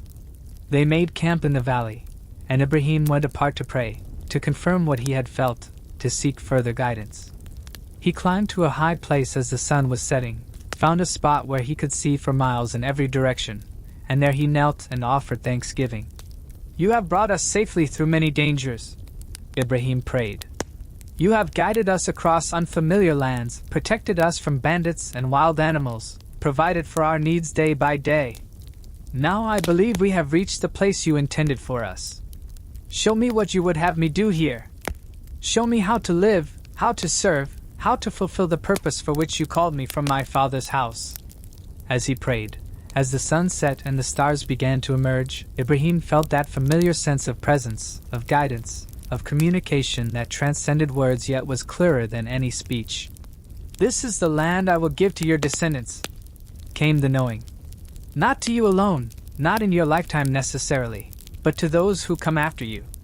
Your descendants will be numerous, will become a great nation, will dwell in this land and possess it. But for now, you will live here as a sojourner, as a traveler, as one who belongs yet does not fully possess. This is the way of faith, to live in the promise before its fulfillment, to trust in what will be even when what is remains incomplete." Ibrahim understood. He would not build a great city here, would not establish a kingdom, would not see the full realization of what was promised. His role was to begin something, to plant seeds that others would water and harvest, to be the father of a people who did not yet exist except in potential, in promise, in the purposes of the one who had called him. It was enough. More than enough. To be chosen for such a role, to participate in such a purpose, even if he would not live to see its completion, this was a privilege beyond measure, a calling that gave meaning to every hardship endured, every sacrifice made, every step taken in faith across uncertain paths. He returned to the camp as darkness fully descended, the stars bright above him, the moon rising in the east. Sarah was waiting, and when she saw his face, she knew that something had been confirmed, something had been settled. "We are home," Ibrahim said simply. "Not yet fully, not yet permanently, but in the way that matters most, we are where we are meant to be. The journey is not over, but this stage of it is complete. Now we begin to learn what it means to live here, to be faithful here, to become what we have been called to become." They stood together looking at the camp, the tents arranged in a circle, the cooking fires dying down to embers, the livestock settled for the night, the people of their community preparing for sleep after another day of travel now ended. It was a small community, a humble beginning, but it was something real, something with potential, something that could grow and develop and become what it was meant to be. In the days that followed, Ibrahim established a more permanent camp in the valley. They built better shelters, established routines for grazing and farming, began to interact with the local people, some friendly, some wary, all of them curious about these newcomers and their unusual beliefs. Ibrahim purchased land for a burial place, wanting to establish some physical connection to this land that had been promised to his descendants. It was a small plot, but it represented something significant, a claim, a commitment, a statement that this land was now part of his people's story, their destiny, their inheritance. He built an altar there, not for sacrificing to idols, but as a place of prayer, a place where he could offer thanksgiving and seek guidance, a visible reminder of the one who had called him and brought him to this place. It was made of simple stones, uncarved, natural, representing the God who needed no images, no elaborate temples, no priestly intermediaries. People from the surrounding areas would sometimes come to see this altar, to talk with Ibrahim, to hear about his God and his journey.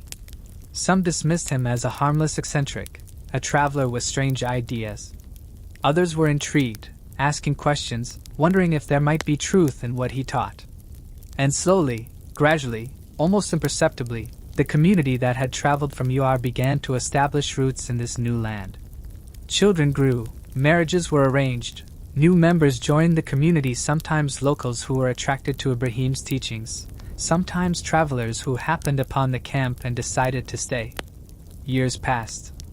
Ibrahim's hair turned gray, then white. His face became weathered from years of outdoor living, lined with the marks of time and experience.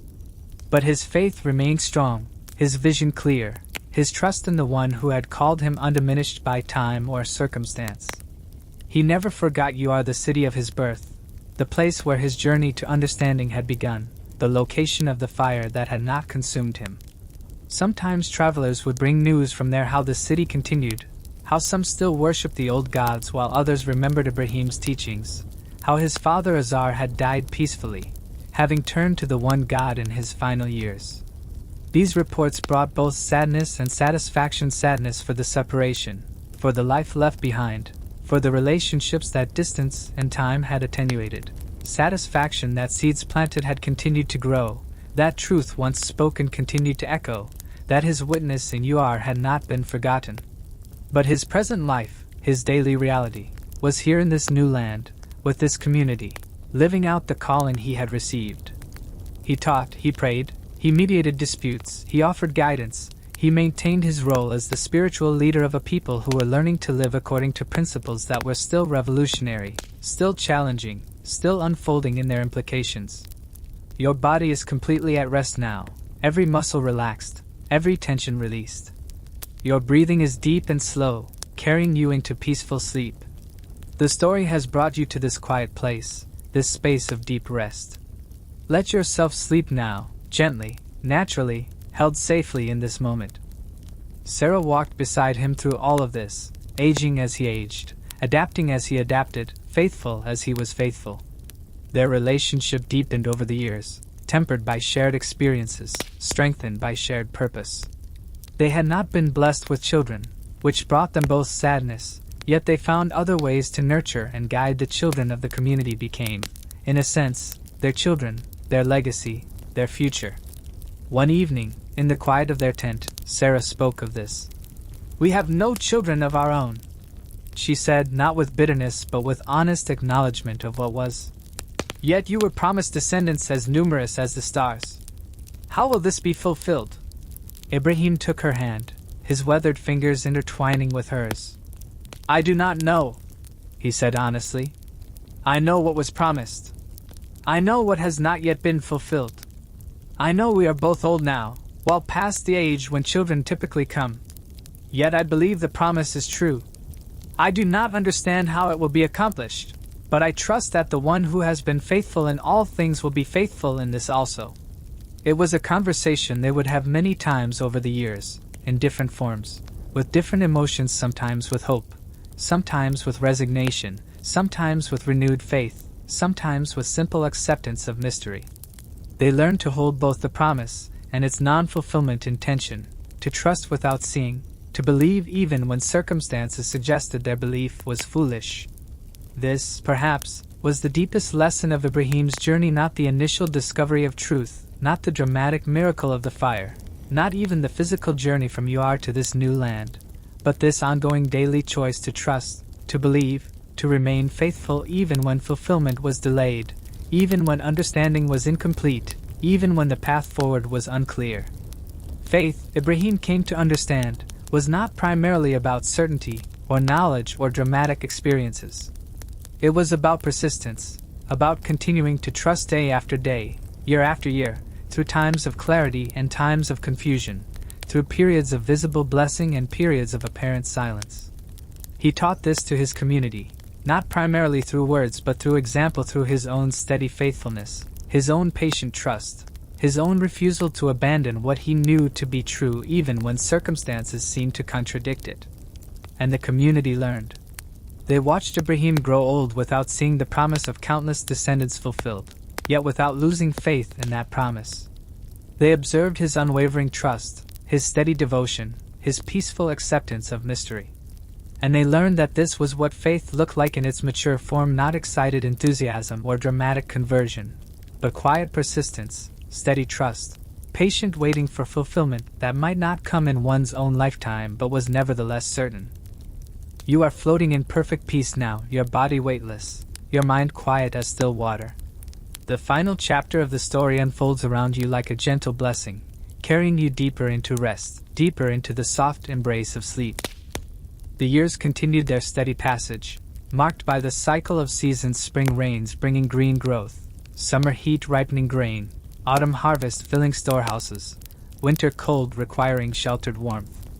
Ibrahim watched these cycles repeat, year after year, each one bringing subtle changes to his community, to the land around them, to his own aging body and spirit. He was very old now, his beard fully white, his movements slower and more deliberate, his body carrying the weight of many years lived fully, many miles traveled faithfully. Yet his mind remained clear, his spirit strong, his connection to the one who had called him as vibrant as it had been in his youth and UR when he first began to question the idols. The community had grown considerably. What had begun as a small caravan of a few dozen people had expanded into a substantial settlement. Tents had been supplemented with more permanent structures. Fields were cultivated regularly. Flocks had multiplied. Children who had been born on the journey were now adults with children of their own. The settlement had become a recognized presence in the region, known for its unusual beliefs but also for its integrity, its hospitality, its prosperity. Lot had eventually separated from Ibrahim's household, taking his own flocks and herds to establish his settlement in a different part of the land. It had been a peaceful separation, born of practical necessity rather than conflict. The land could only support so much livestock in one area, and both men had been blessed with increasing wealth that required more grazing space. They remained connected, remained family, but lived at some distance from each other now.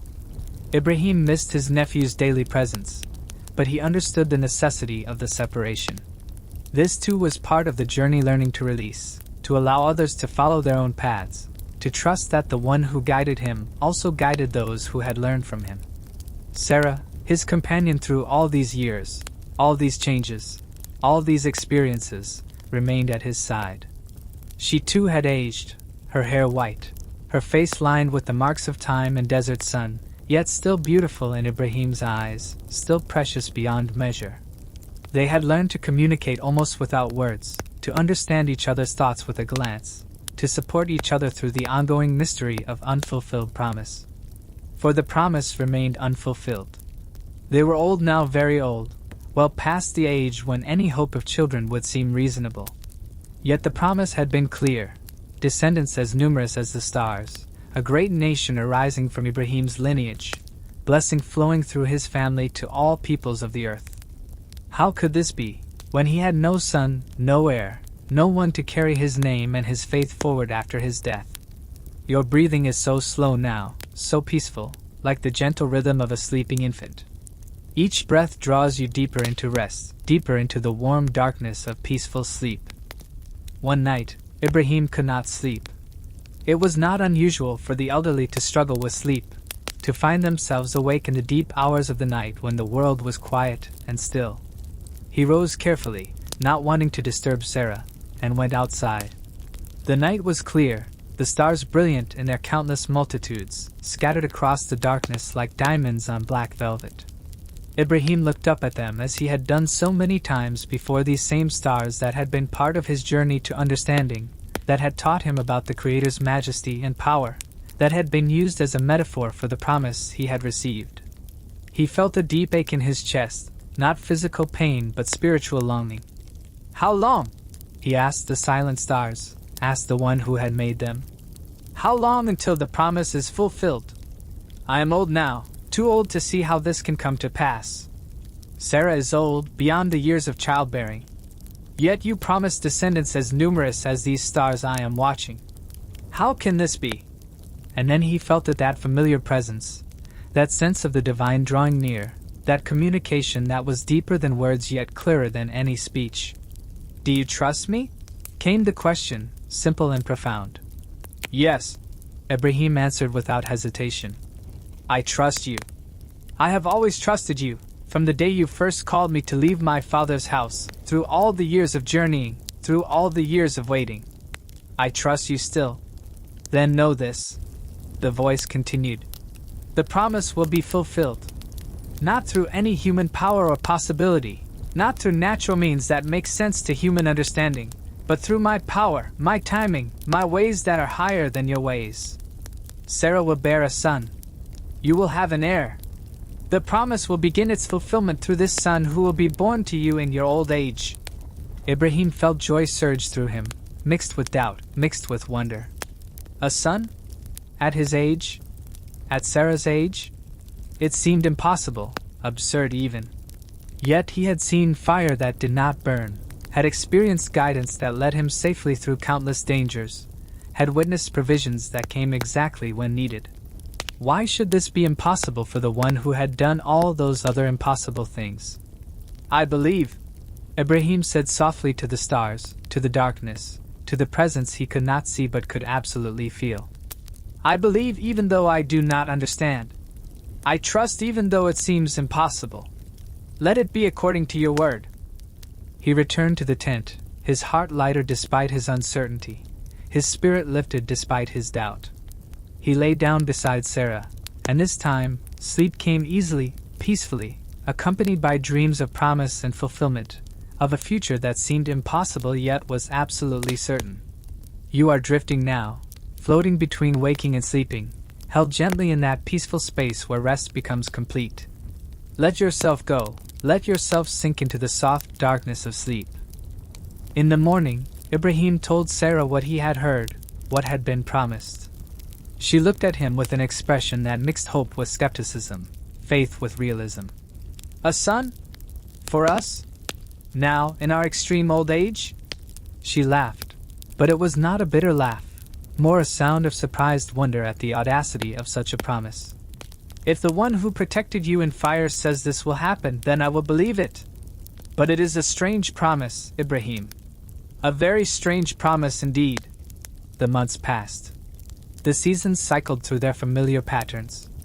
Life in the community continued its normal rhythms, planting and harvesting, tending flocks, mediating disputes, teaching the young, observing the rituals and practices that had developed around their worship of the one God. And then, impossibly, miraculously, wonderfully, Sarah conceived. At first, she could hardly believe it. She was long past the age when such things happened, had given up hope decades before. Yet the signs were unmistakable, undeniable. Life was growing within her aged body, a child forming in her womb, the promise beginning its fulfillment in the most intimate and physical way possible. The community was astonished.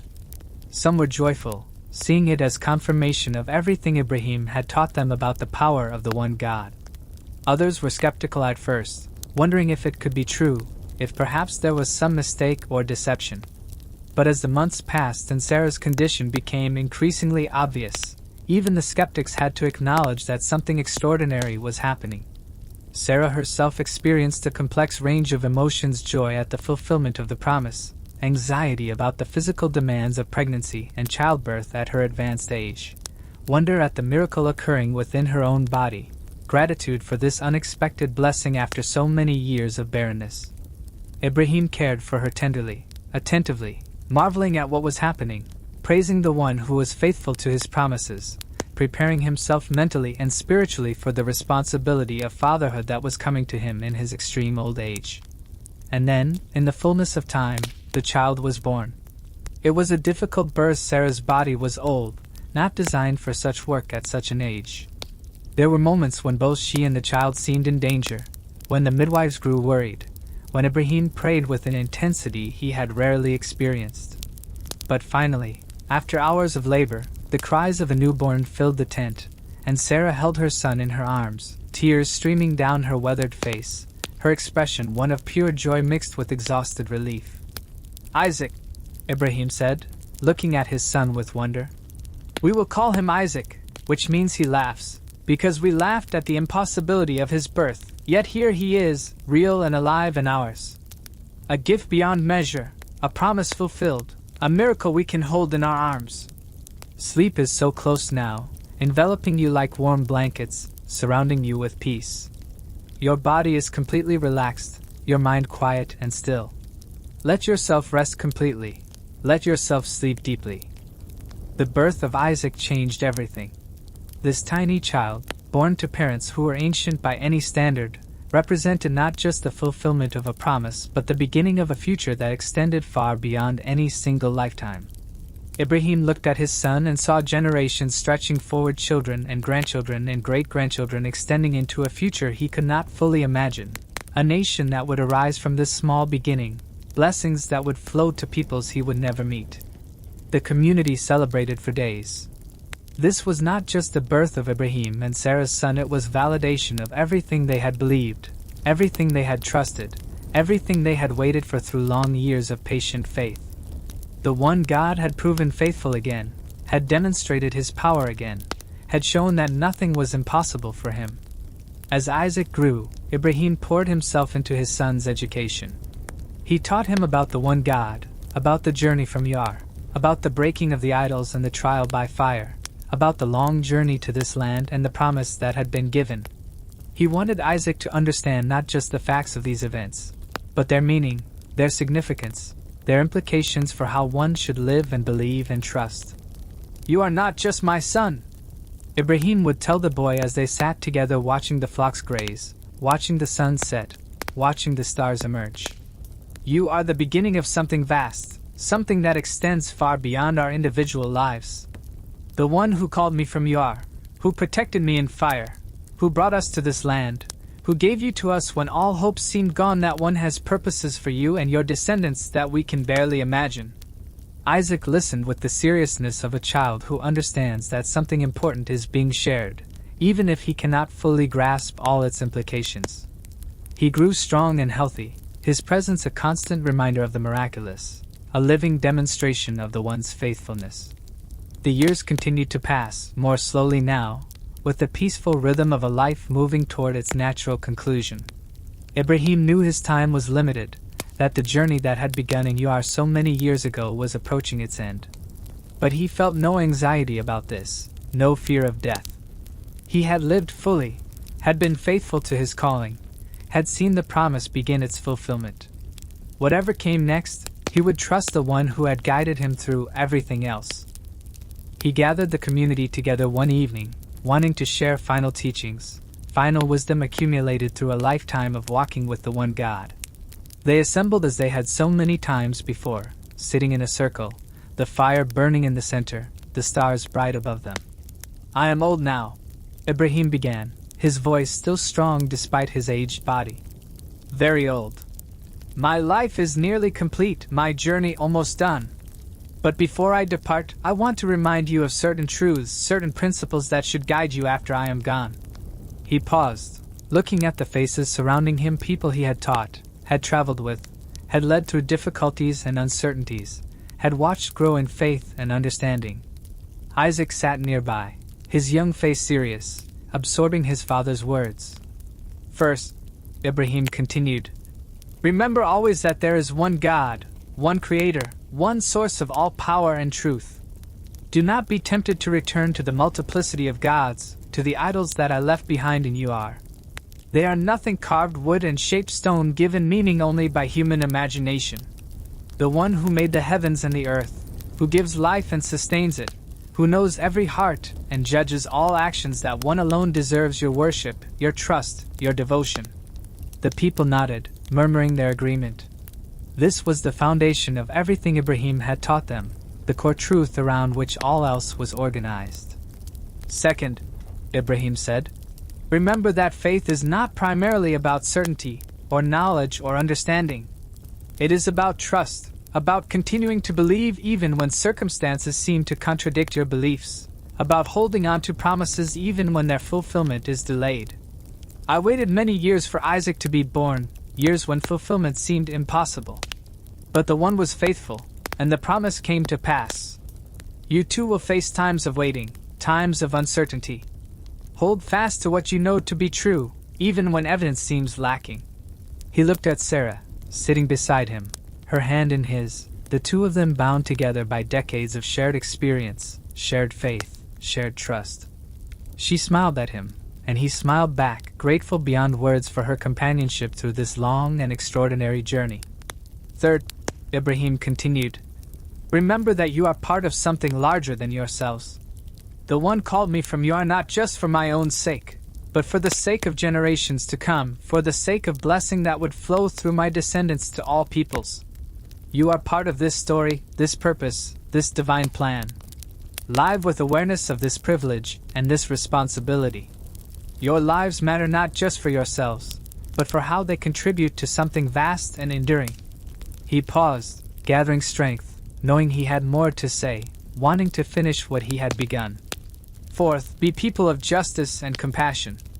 The one who created all humans loves all humans, is concerned for the poor and the stranger, the widow and the orphan. Do not let your faith become merely ritual or doctrine divorced from ethical living. Worship the one through how you treat one another, how you conduct your business, how you respond to those in need.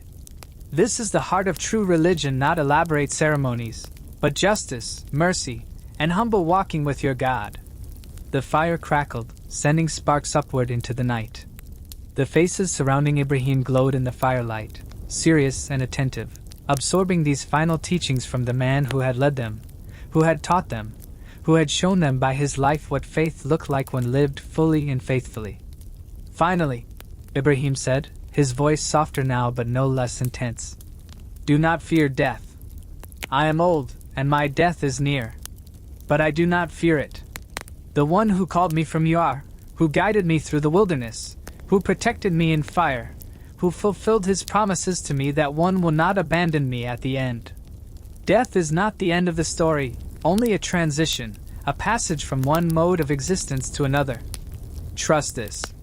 Live without fear, knowing that the one who made you will receive you when your time comes. You are so peaceful now, so deeply relaxed, hovering on the very edge of sleep. Your body is at complete rest, your mind quiet and still. Let yourself drift now, let yourself sleep, held safely in this moment of perfect peace." Ibrahim lived some years more after that evening teaching, years of watching Isaac grow, years of seeing the community flourish, years of peaceful aging in the land that had been promised to him. He never regretted leaving Heir, never looked back with longing at what he had left behind. His life had been spent in pursuit of truth, in faithfulness to calling, in trust that went beyond what he could see or understand. When the end came, it came peacefully. Ibrahim was lying on his mat in his tent, Sarah beside him, Isaac holding his hand. The transition from life to death was gentle, quiet, like falling asleep after a long and satisfying day.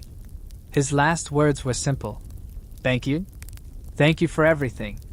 And then he was gone, his spirit departing, his journey in this world complete. They buried him in the land he had purchased years before, the plot that represented his physical connection to the promised land. People came from throughout the region to mourn, not just those from his own community, but neighbors who had respected him, travelers who had been taught by him, even some who had disagreed with his beliefs but had admired his integrity and consistency.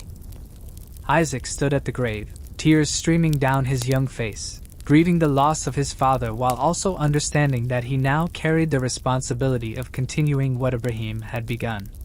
The promise had been passed to him, the calling had been inherited, the story would continue through him and his descendants. Sarah lived some years more, enjoying her son, teaching him, sharing with him memories of Ibrahim and their long journey together. When her own time came, she was buried beside her husband, their bodies resting together in the land that had been promised. Their spirits departed to whatever realm awaited beyond this life. And the promise continued to unfold. Isaac had children, who had children, who had children, generation after generation, the descendants multiplying as the stars in heaven, as the sand on the seashore, exactly as had been promised. They became a nation, became a people, became a source of blessing to the world, carrying forward the faith in the one God that Ibrahim had discovered and faithfully maintained. The story that began with a young man in Heir questioning the idols in his father's workshop rippled outward through time and space, influencing countless lives, shaping the faith of billions, demonstrating that one person's choice to pursue truth, to trust beyond understanding, to remain faithful through uncertainty, could have consequences that extended far beyond anything that person could imagine or foresee. And now, dear listener, you too are part of this story. The faith that Ibrahim discovered, the trust he exemplified, the courage he demonstrated, these are available to you as well. You too can question what everyone accepts, can seek truth beyond comfortable illusions, can trust in the one who made all things and sustains all things. But for now, simply rest. Simply sleep. The story has been told, the lessons have been shared, the journey has been described. Let it settle into your heart and mind as you drift into peaceful sleep. Let the example of Ibrahim's faith comfort you, his trust inspire you, His journey reminds you that life is a pilgrimage, that we are all travelers seeking truth, seeking home, seeking the one who calls us toward becoming what we were meant to be. Your body is at complete rest now. Your breathing is slow and peaceful. Your mind is quiet, drifting, letting go of waking consciousness, embracing the gentle darkness of sleep. You are safe, you are held, you are at peace. Sleep now. Sleep deeply. Sleep peacefully. The stars still shine above, just as they shone for Ibrahim. The one who guided him still watches over you. You are held in the same love, the same power, the same eternal care that sustained him through his journey. Rest now in this knowledge. Rest now in this peace. Rest now in the quiet certainty that you are not alone, have never been alone, will never be alone. Good night. Sleep well. Dream peacefully. And may you wake tomorrow with renewed faith, with deeper trust, with greater courage to walk your own journey, following truth wherever it leads, trusting the one who calls you forward into becoming all you were meant to be. Sleep, sleep, sleep. Rest in peace.